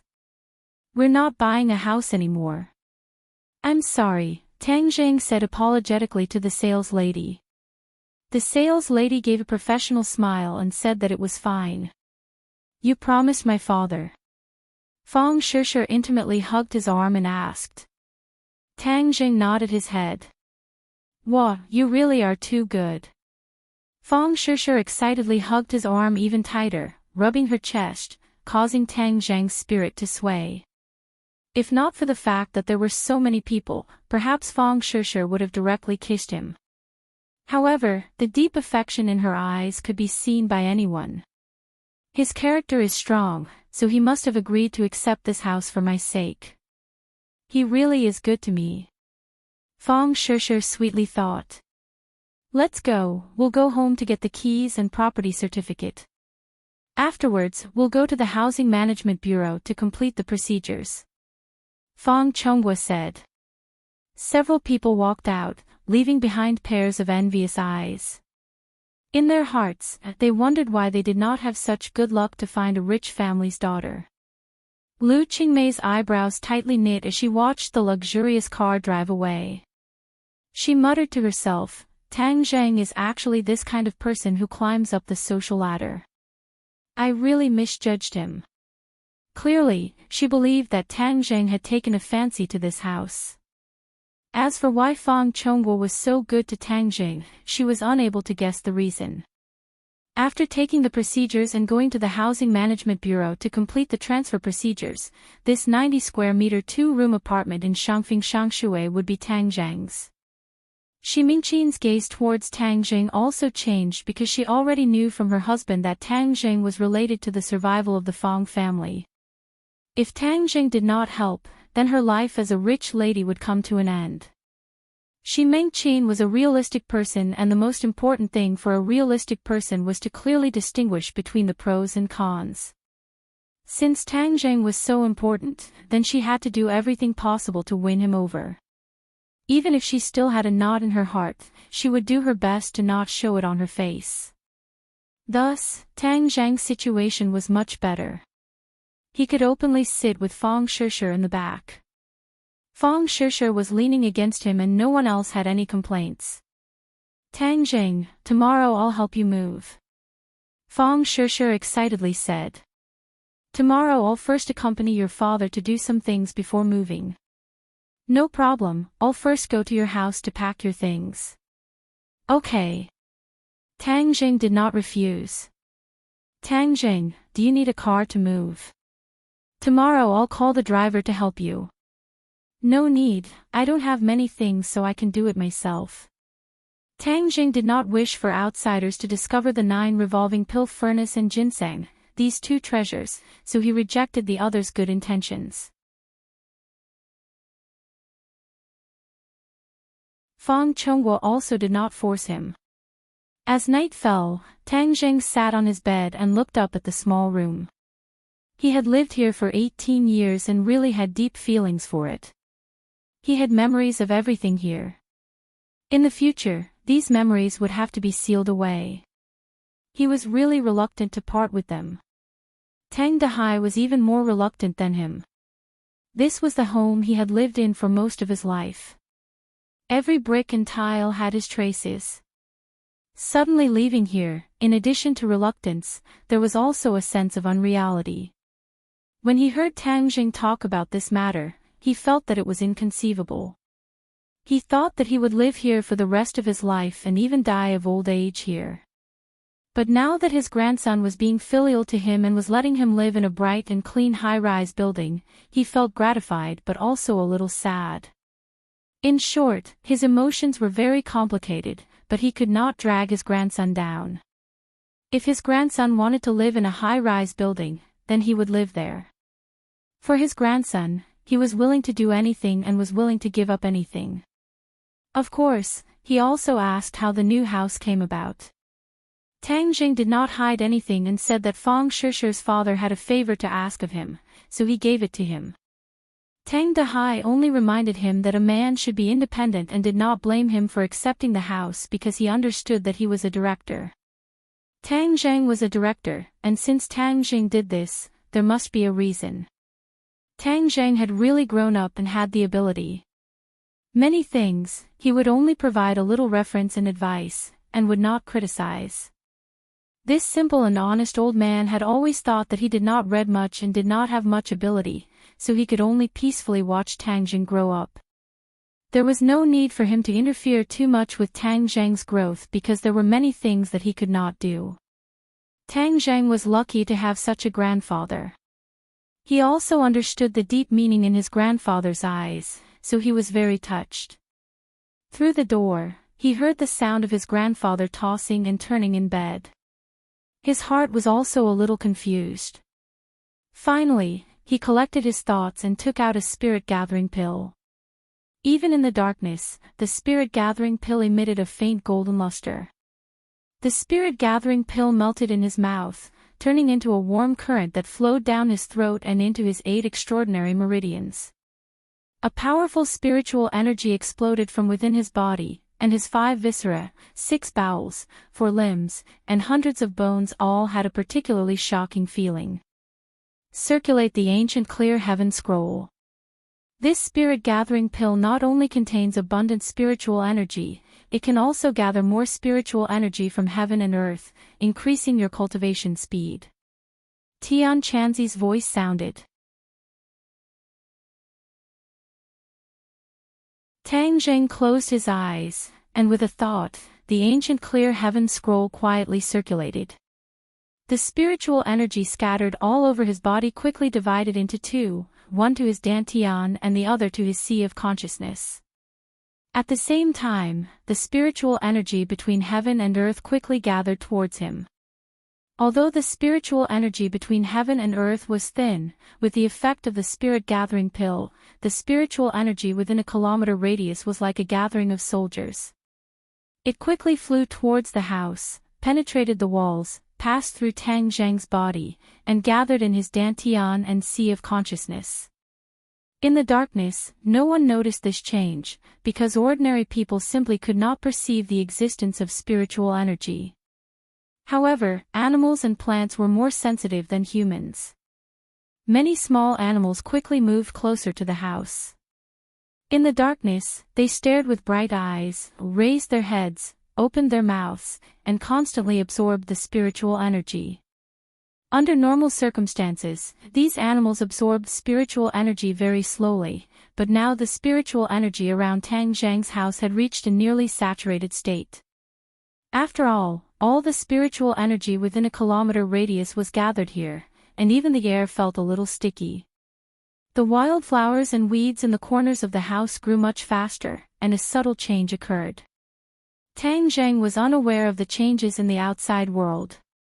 He was immersed in his own world. The spiritual energy in his dantian quickly gathered and formed a mass of air. This was his true qi.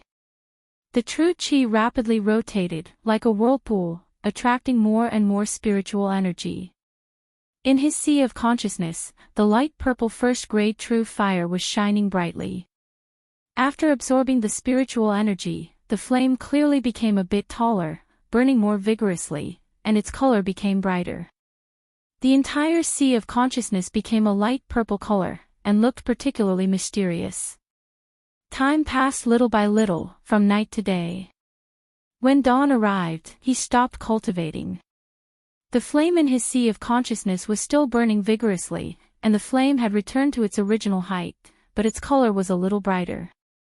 The true qi whirlpool in his dantian also quickly dissipated, and walked through the 9 main meridians.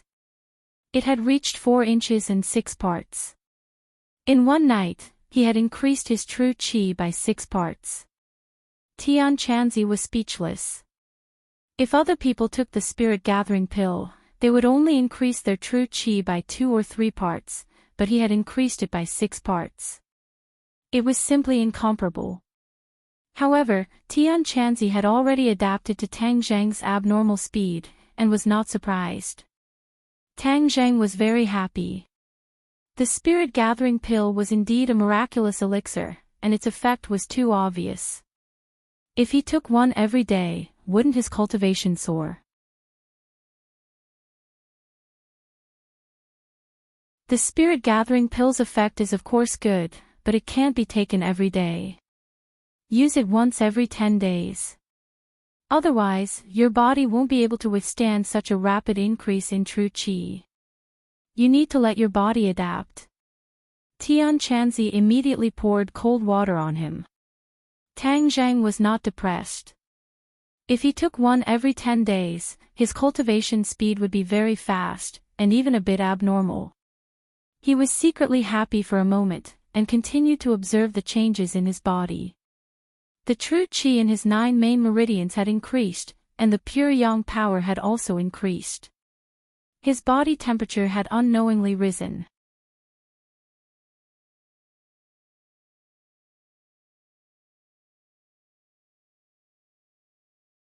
Chapter 120. Tang Zheng and Fang Chongguo once again arrived at Fire Phoenix's company but were blocked outside by the secretary, who tactfully said that Fire Phoenix was busy and would not be receiving guests. She had already recognized Fang Chongguo and refused to be a guest. Fang Chonghua secretly sighed as it was fortunate that he brought Tang Jing, otherwise he would not even be able to see Fire Phoenix's face. Thus he let the secretary pass on the message to Fire Phoenix that Tang Jing had come to pay a visit. The secretary suspiciously looked at the two and went back in. Not long after, she came out and looked at Tang Jing with astonishment as she did not expect him to have such a big face. "Young Master Tang, Manager Fang, Fire Phoenix invites you in." The secretary's attitude was clearly much more respectful. Fang Chonghua bitterly smiled as he looked at Tang Jing as his face was still bigger. Pushing open the door and entering, Fire Phoenix had already welcomed them and warmly welcomed them. "Young Master Tang, Manager Fang, welcome. There are many things to do in the company, so I've made the two of you wait." Fang Chonghua did not speak as it was clear that Tang Jing was more welcomed, so he let him speak. Tang Jing calmly said, "Fire Phoenix is too polite. We suddenly came to visit and have disturbed you. Young Master Tang, I don't like what you're saying. For you to be able to pull in my small plot of land is my honor. You must think highly of me, Fire Phoenix." Fire Phoenix straightforwardly said as she clearly had a bit more of a Jianghu aura, which was very different from her previous white-collar temperament. Fang Chonghua tacitly understood as Fire Phoenix was using the Jianghu style to interact with Tang Jing. It was clearly much more cordial compared to the business world. Could it be that Tang Jing has also become a Jianghu person? Fang Chonghua secretly wondered. The few of them sat down on the sofa as the secretary served tea. She could not help but look at Tang Jing a few more times as Fire Phoenix rarely treated people like this. "Your side is quite unique." Tang Jing praised as although Fire Phoenix was a Jianghu person, she was clearly a level higher than Lin Hu. Her business was neither black nor white and had a bit of gray temperament, but it was much better than Lin Hu's business. Take this construction company for example. At least from the outside, it looked like a proper company. As for how many underlings the company had, that was not something outsiders knew. "Young Master Tang, you flatter me. This is just a small matter. Now that brother who has taken over Boss Fan's territory, I can't compare to him." Fire Phoenix waved her hand and said modestly. "You're not the same as him. Your focus is also different. I heard that your company is the leader in this field. How many people are looking forward to cooperating with Chief Hua?" Tang Jing lightly said. Fire Phoenix looked at Fang Chonghua with a smile that was not a smile and said, "Young Master Tang, you flatter me. This is all because everyone is giving face. Everyone is picking up materials with high flames. Boss Hua, to tell you the truth, I came here today because I have something to ask of you." After the greetings, Tang Jing went straight to the point. "Oh, what's the matter, young Master Tang?" Fire Phoenix asked knowingly. Tang Jing pointed at Fang Chonghua and said, "This is Uncle Fang. Chief Hua has already met him. Uncle Fang's real estate company needs Chief Hua's assistance in the demolition. What does Chief Hua think?" Tang Jing was not sure if the other party would agree to his request. After all, the two had only met once. If Fire Phoenix was really curious about him, then it was true. But whether or not she would give him face, he was not sure in his heart. Fang Chonghua continued to say, "Chief Hua, since we are cooperating with your company, we will definitely not treat your company unfairly. Moreover, Chief Hua has helped me this time. This Fang will definitely remember it in my heart." On Fire Phoenix's face hung an unfathomable smile, making it impossible for others to see through her thoughts. She looked at Tang Jing with a burning gaze and said, "Young Master Tang, since you have such a good relationship with Director Fang, I will definitely help you. But if I have any trouble in the future, can young Master Tang lend me a hand?" Fang Chonghua immediately looked at Tang Jing. He really did not understand what Fire Phoenix's power would require Tang Jing's help in. But Fire Phoenix was clearly not joking. Moreover, she deliberately let him lead Tang Jing here, as if to obtain this promise. Tang Jing thoughtfully looked at the other party. He really could not understand Fire Phoenix's thoughts. According to Lin Hu's words, Fire Phoenix was able to support such a large business all these years. She was definitely not an ordinary person. Whether it was her temperament or her methods, she could be considered outstanding. What does she need my help with? Tang Zheng's eyebrows lightly jumped and said, Chief Hua, your fame is widespread. Why would you need my help? Fire Phoenix chuckled, picked up the teacup and took a sip. She said, neither too fast nor too slow, people will have their highs and lows. I am just an ordinary woman, so I am not an exception. Don't look at my current glory. Who knows when I will be in dire straits. So when that time comes, I hope young Master Tang will remember today's kindness and help me, Fire Phoenix, along.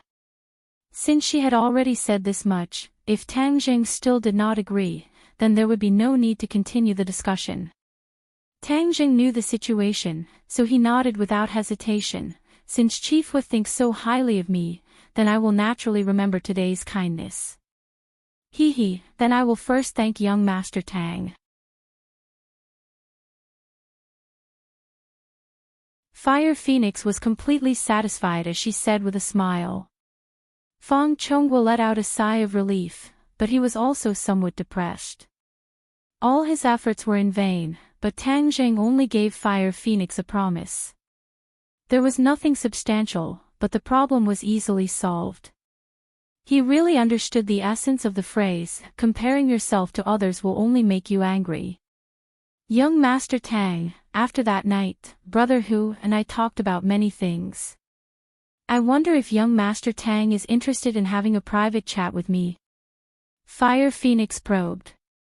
She had always been observing Tang Jing and had always been probing him. For such an unfathomable person to appear in the ordinary balance, she had no choice but to be careful. This was her usual practice for the past 10 years. If she did not rely on this cautiousness, then she would have already left this world.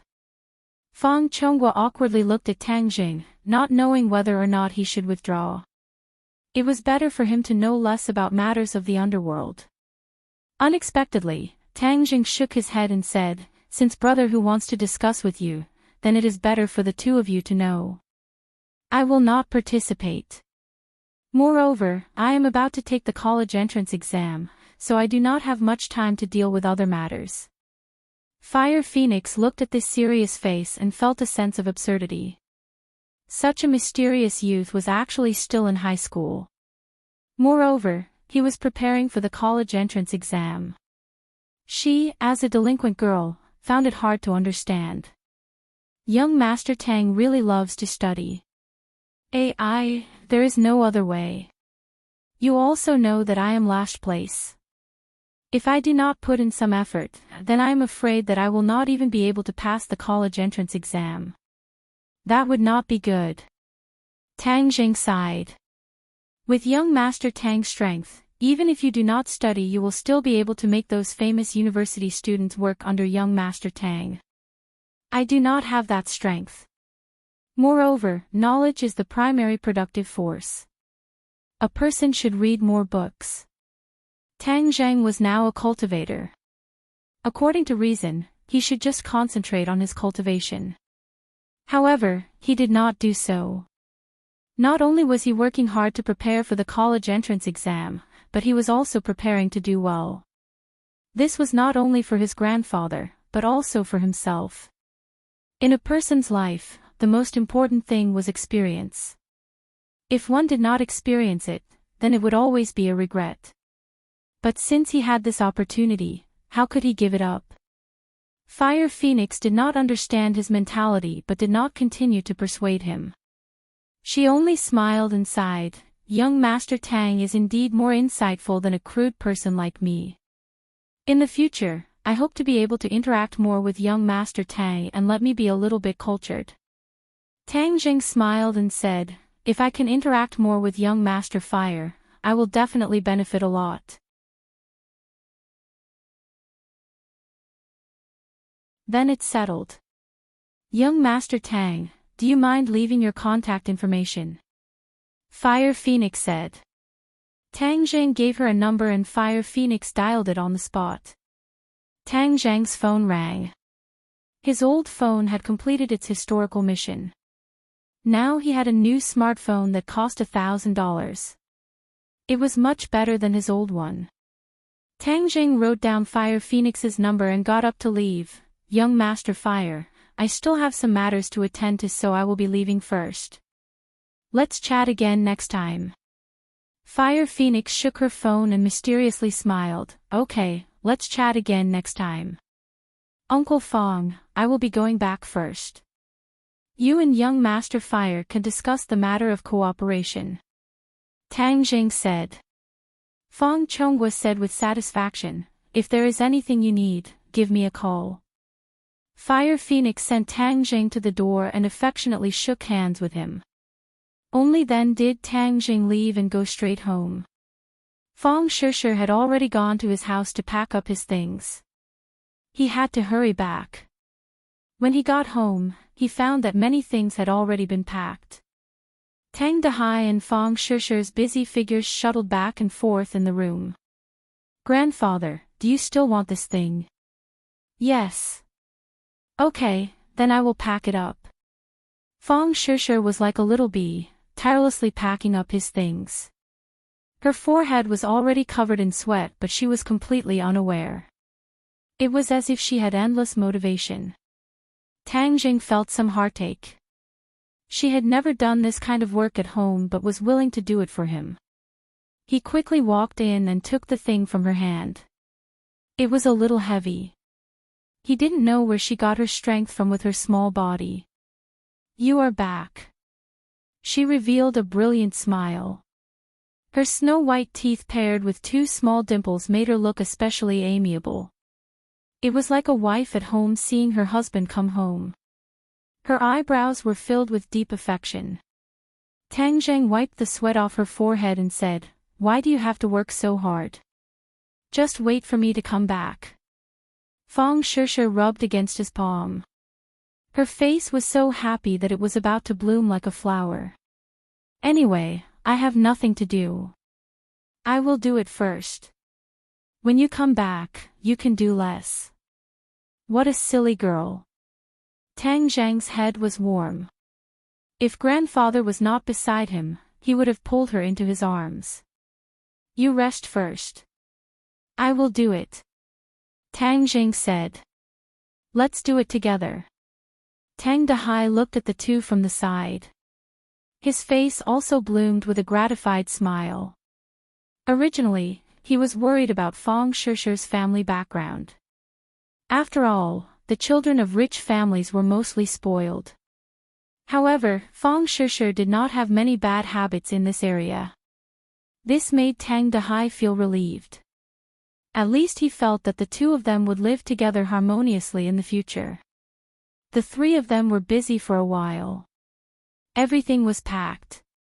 In fact, there was not much. After all, the new house had all the daily appliances and furniture. They only needed to bring some daily clothes and other small items.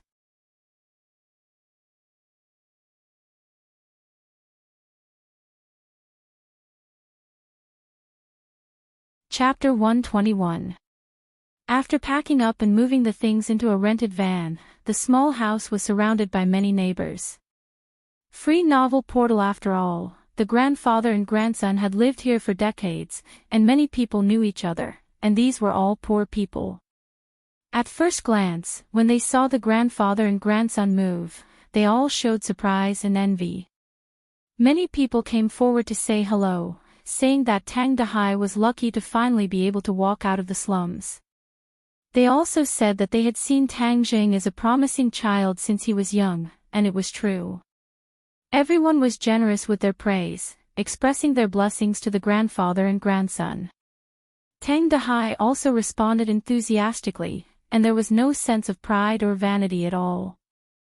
As an old man who had been honed by life for decades, those useless vanity feelings had long been thrown to the back of his mind, and what was left was only simplicity.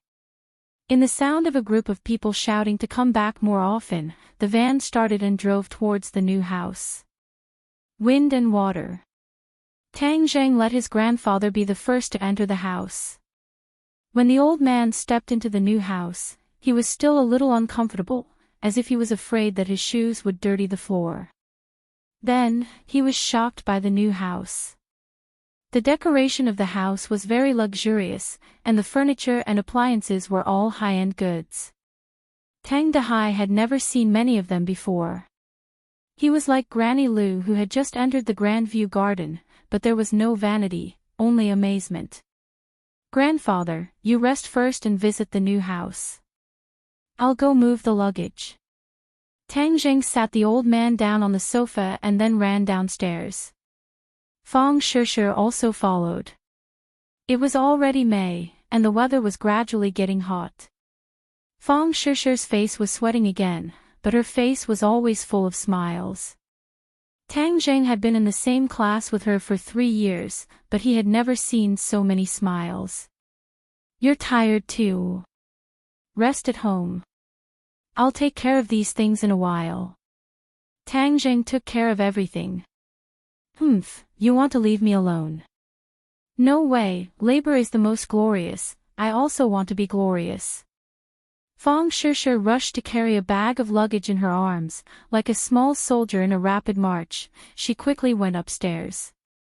Tang Zheng shook his head and smiled. He did not stop her, but the warmth in his heart grew stronger and stronger. Tang Zheng was very strong, and there was an elevator. It didn't take long for the luggage to be moved into the new house. In fact, many of the things that Tang Dehai brought were useless and took up space. Tang Zheng did not interfere, because these things all contained his grandfather's memories, so it did not matter if they took up a little space. In a home, the most important thing was to live comfortably. With these old things, Tang Dehai would be comfortable.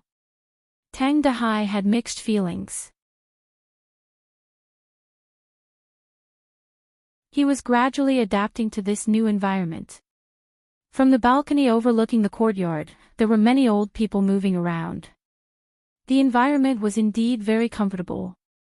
"Little Zheng, you guys rest well at home. I'll go down and familiarize myself with the environment. I'll also go to the market and buy some groceries. Little girl, don't go, stay here and eat." Tang Dehai said.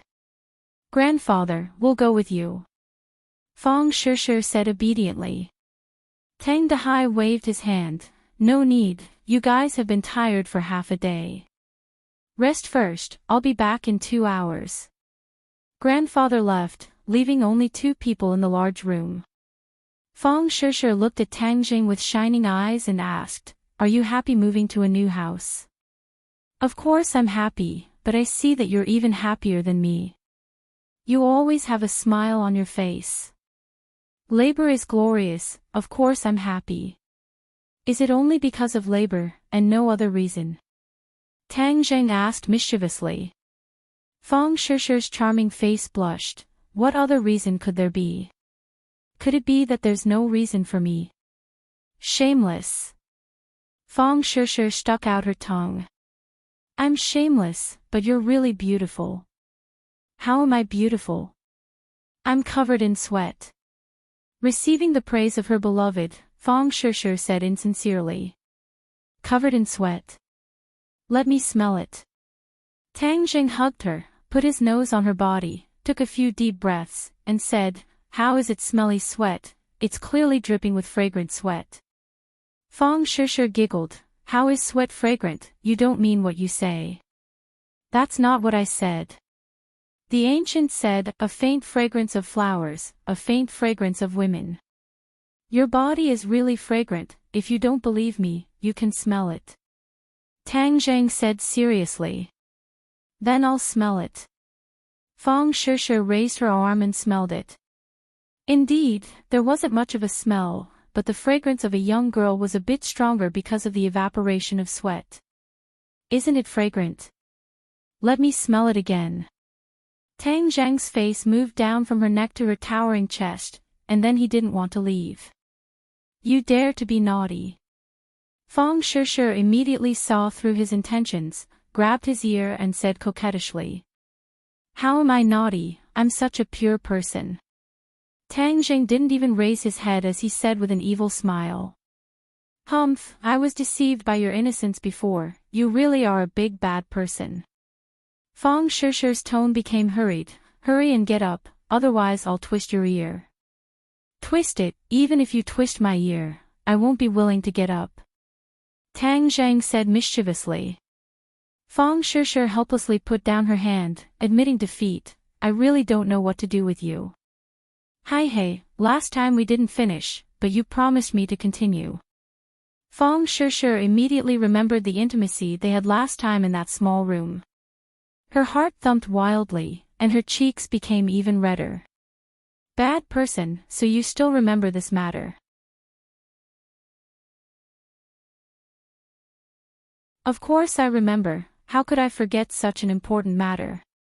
Tang Zhang said as a matter of fact.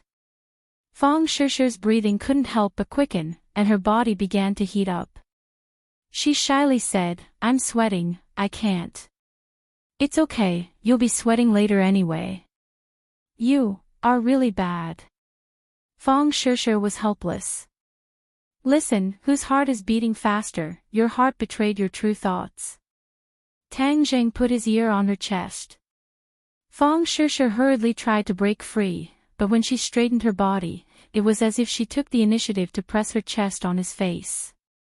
How could Tang Jing let go of this great opportunity, and his face fiercely pressed on top, changing the shape of his face. Ah!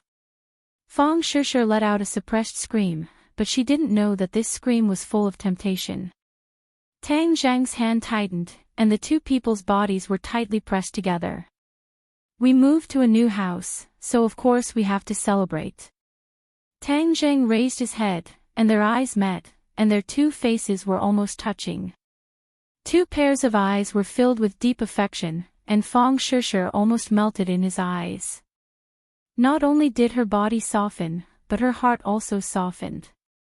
The two people's mouths slowly kissed together, and the familiar taste and feeling exploded from the bottom of their hearts. Let's go to bed. Tang Jing picked her up by the waist and walked towards the bedroom. Feng Shishir leaned her head on his shoulder, bit her lips and said, Grandpa will be back.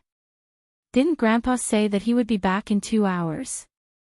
It's still early. Tang Zhang was definitely not willing to give up halfway this time. Humph, you've been planning this for a long time. Feng Shishir said coquettishly. Hi hey, how could that be? I'm very pure.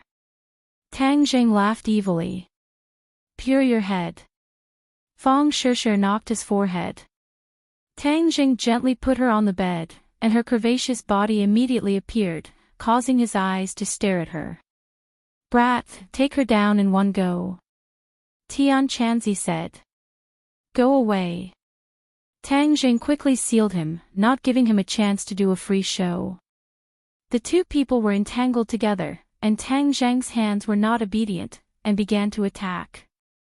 Feng Shishir's clothes were taken off one by one, and soon, only her bra was left on her upper body.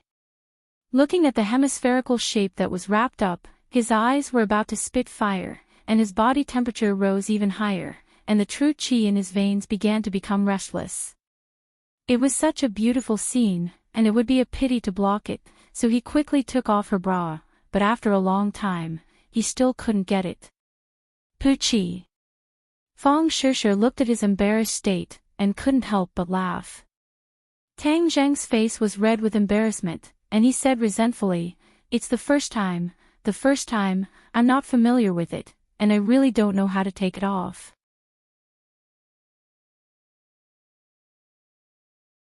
Feng Shishir glanced at him flirtatiously, and she reached behind her and gently took off her bra, revealing the beautiful scene in front of Tang Zhang's eyes. Gulp. Tang Jing forcefully swallowed his saliva. Stupid. Feng Shishir was shy and sweet, but she saw the deep love in the eyes of the person she loved, so she gathered her courage and straightened her chest. Tang Zhang was like a hungry wolf, and he pounced on her. A moment later, the two of them were completely naked, and their bodies were covered in sweat. Tang Jing used all his strength, but he found that his knowledge in this area was too lacking, and he couldn't get it right. He was so anxious that his forehead was covered in sweat.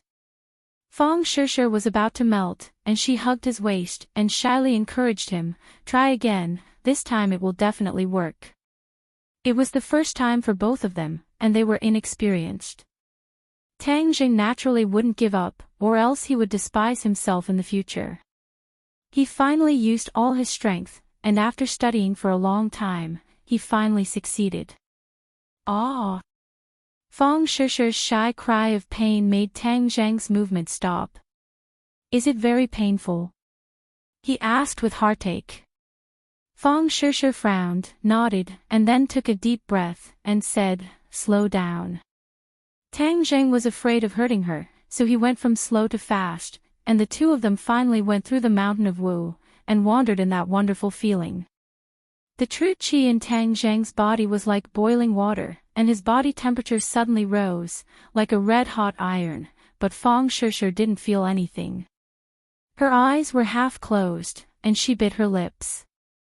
Her face was crimson red, and she was full of shyness and satisfaction.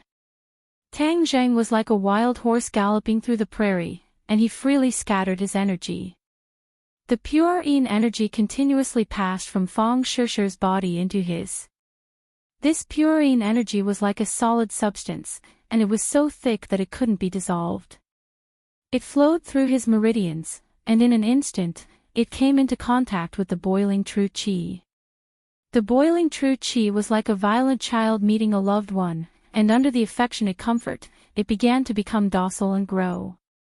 The true qi in the 9 main meridians rose, from 4 inches and 6 parts to 7 parts, 8 parts, as if there was no end.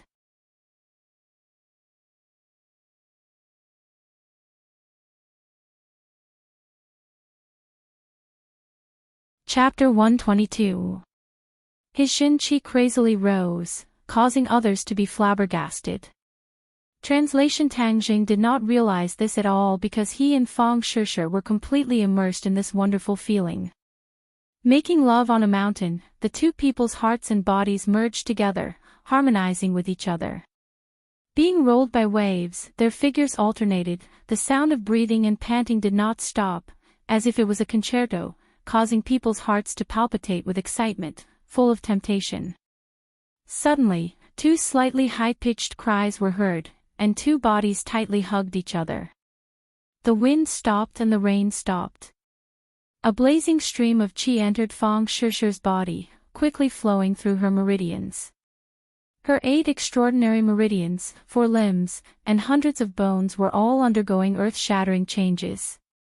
Her skin was flushed, and the corner of her mouth hung a satisfied smile. Her eyes were like autumn water, filled with deep affection and sweetness. Tang Zhang's entire body quivered as he instantly felt the changes in his body. That viscous pure yin energy and pure yang energy completely neutralized, causing his true qi to rise with a whooshing sound. It actually crossed 5 inches and did not stop there. He suddenly remembered what Tian Chanzi said. It seems that it was true, absorbing so much pure yin energy in one go, his cultivation actually made a qualitative leap. At this moment, he was already a 5th grade qi refining cultivator, and he did not know what realm he could reach in the end. He did not waste this great opportunity, and hurriedly operated the ancient clear heaven scroll. Immediately, his Shin Qi soared even faster, unexpectedly surpassing 6 inches in one go. 6 inches meant that he was a 6th grade qi refining cultivator. According to what Tian Chanzi said, even the disciples of the large sects in the cultivation world did not have such a fast cultivation speed. The 9 yang saint body was indeed extraordinary. Although there was a risk of exploding, the saying that risk and opportunity coexisted was not wrong. His Shin Qi did not rise any further, steadily stopping at 6 inches, but this was enough to make Tang Jing go wild with joy. Seeing Tang Jing motionless with a strange expression, Fang Shishir hurriedly asked with concern, "What happened to you?" Tang Jing could not hide his joy, and could not help but kiss her forehead. Sure, thank you. Feng Shisha smiled charmingly and rebuked, why are you thanking me for this? Tang Zheng lay on the bed and held her in his arms. He gently stroked her black hair with one hand and slid his other hand down her snow-white back. Feng Shisha lay on his chest obediently. The redness on her body had not completely disappeared. Her fair skin was tinged with red, making her look exceptionally alluring. I've already given myself to you, so you must treat me well in the future, do you understand? Feng Shisha rubbed his chest and said softly. Ever since Tang Jing started practicing martial arts, his body had become more robust. His muscles were clearly defined, but they did not have the terrifying explosive feeling of a bodybuilder. Instead, he had a well-proportioned body with great strength. Feng Shisha lay on his chest, like a drifting boat anchored in a sheltered harbor. No storm could disturb her. I'll definitely treat you well, Tang Jing solemnly promised. I believe in you. Looking at her exquisite body, Tang Jing felt that at this moment, he was the happiest man in the world. He was filled with pride and a sense of accomplishment. His gaze slowly moved down from the top to the bottom, admiring the most beautiful scenery. Suddenly, a touch of red jumped into his line of sight, attracting his gaze. Feng Shisha felt his burning gaze and subconsciously looked over. She softly exclaimed and shyly said, "You're not allowed to look." She quickly grabbed the bedsheet. There were a few drops of blood on it. It was dark red like a blooming flower. Do you have a pair of scissors? Feng Shisha asked. Tang Zheng was puzzled, what do you need a pair of scissors for? Don't worry about it. Quickly go and find it for me. Tang Zheng was naked. He resentfully got off the bed and went out to find a pair of scissors. Feng Shisha saw him swagger over and was also naked. She could not help but feel ashamed. Are you an exhibitionist? You don't even wear clothes when you go out. Tang Zheng laughed mischievously. Anyway, there's only the two of us at home. What's there to be afraid of? Feng Shisha took the scissors and with a few tkacha, she cut off the blood-stained bedsheet.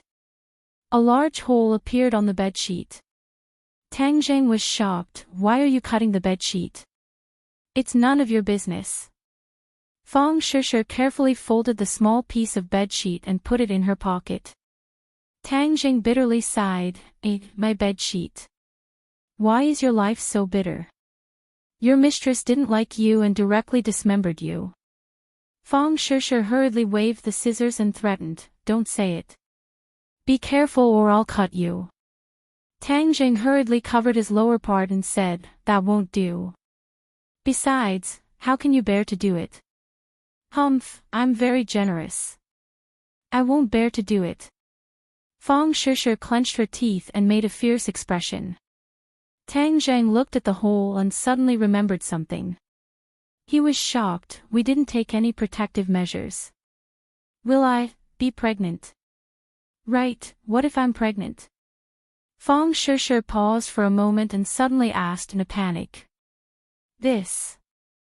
Tang Zheng had never thought of having a big fat boy at his age. He could not help but feel a chill in his heart. He was too impulsive just now. Many times, men are easily blinded by desire.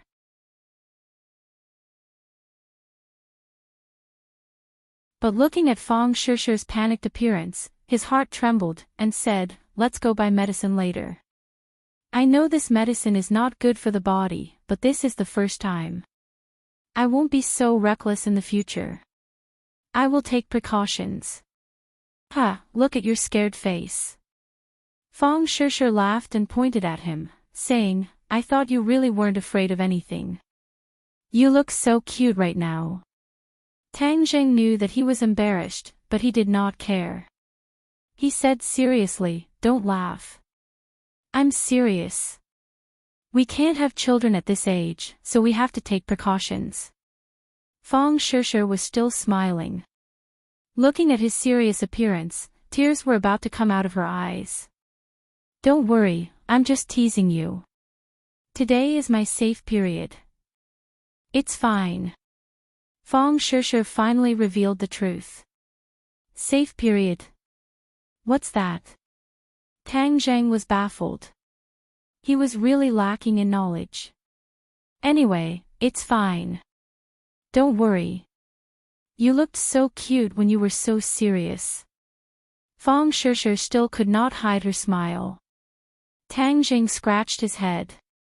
It seemed that he had to cram in knowledge in this area in the future. Feng Shishir was more mature than other girls. She appreciated his attitude after the incident.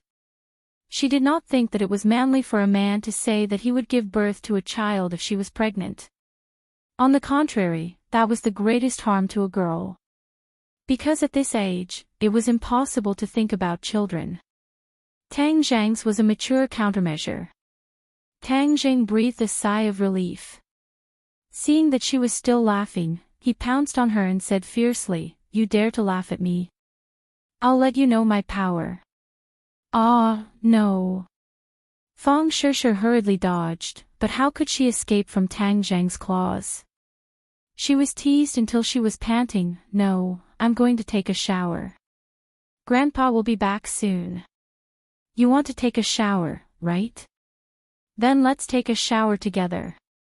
After saying that, he did not wait for her to react. He carried her by the waist and rushed into the bathroom. After a while, the sound of water mixed with seductive panting sounded again. Tang Zheng and Feng Shishir were neatly dressed. They sat on the sofa and watched TV. Feng Shishir was lazily nestled in his arms. She was absent-mindedly staring at the TV screen while talking to him. Click. The sound of a key turning the door lock was heard. Feng Shishir was like a frightened deer. She immediately climbed out of his arms and sat upright. "Grandpa, you're back." Tang Jing greeted him. Tang Dahai had bought a lot of vegetables. "Wow, Grandpa, you bought so many vegetables. Moving to a new house. Of course, we have to celebrate." "Okay, I'll go cook. Tonight's dinner is very sumptuous. Let me help." Feng Shishir volunteered. Tang Zheng winked at her, indicating that she should not move. She was really tormented by Tang Zheng. Moreover, it was her first time tasting a man and a woman. Her body was slightly unwell and she should not move too much.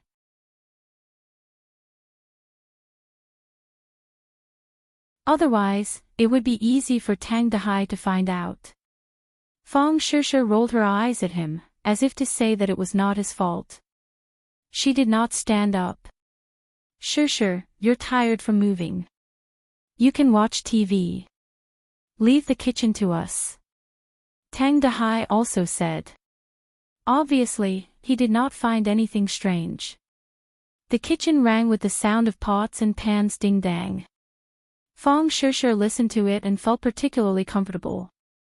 It was better than any music. It made her feel the warmth and tranquility of home. After dinner, it was already late. Feng Shishir did not dare to stay any longer in order to avoid being exposed. She hurriedly asked Tang Zheng to send her home. At this time, Tian Chanzi's seal was lifted. He did not give up and shouted, "Boy, I really regret teaching you the sealing technique. Every time you seal me up, I'm so angry. You can't look at what you shouldn't look at.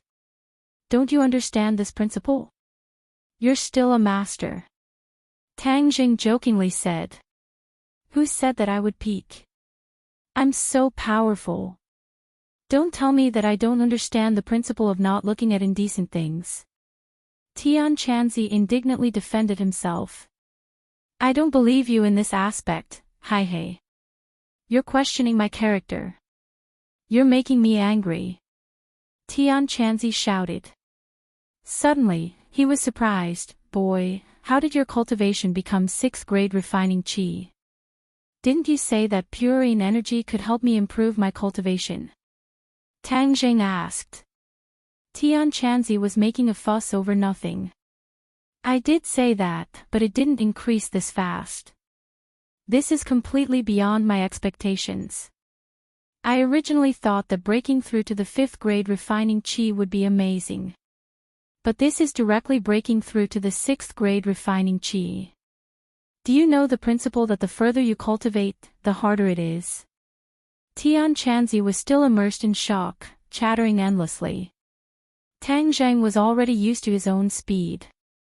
He disapprovingly said, "Isn't it a good thing that my cultivation speed has increased?" Tian Chanzi was speechless. He could only mutter to himself, "You're really a monster. This speed is too abnormal. Hey, didn't you always say that I wasn't human? Isn't my monstrous speed in line with my identity?" Tang Zheng proudly said. Tian Chanzi simply ignored his complacency. But after a while, Tian Chanzi once again screamed, "This girl, It seemed that something unbelievable had happened that caused him to lose his composure. You're tuning in to the LoveLore Library YouTube channel. We're so grateful for your support, and don't forget to subscribe to join us on this incredible journey through captivating stories. Your generosity through donations truly makes a world of difference, as it's the primary source of revenue that allows me to expand and enhance this channel for you. Thank you from the bottom of my heart for being a part of this adventure.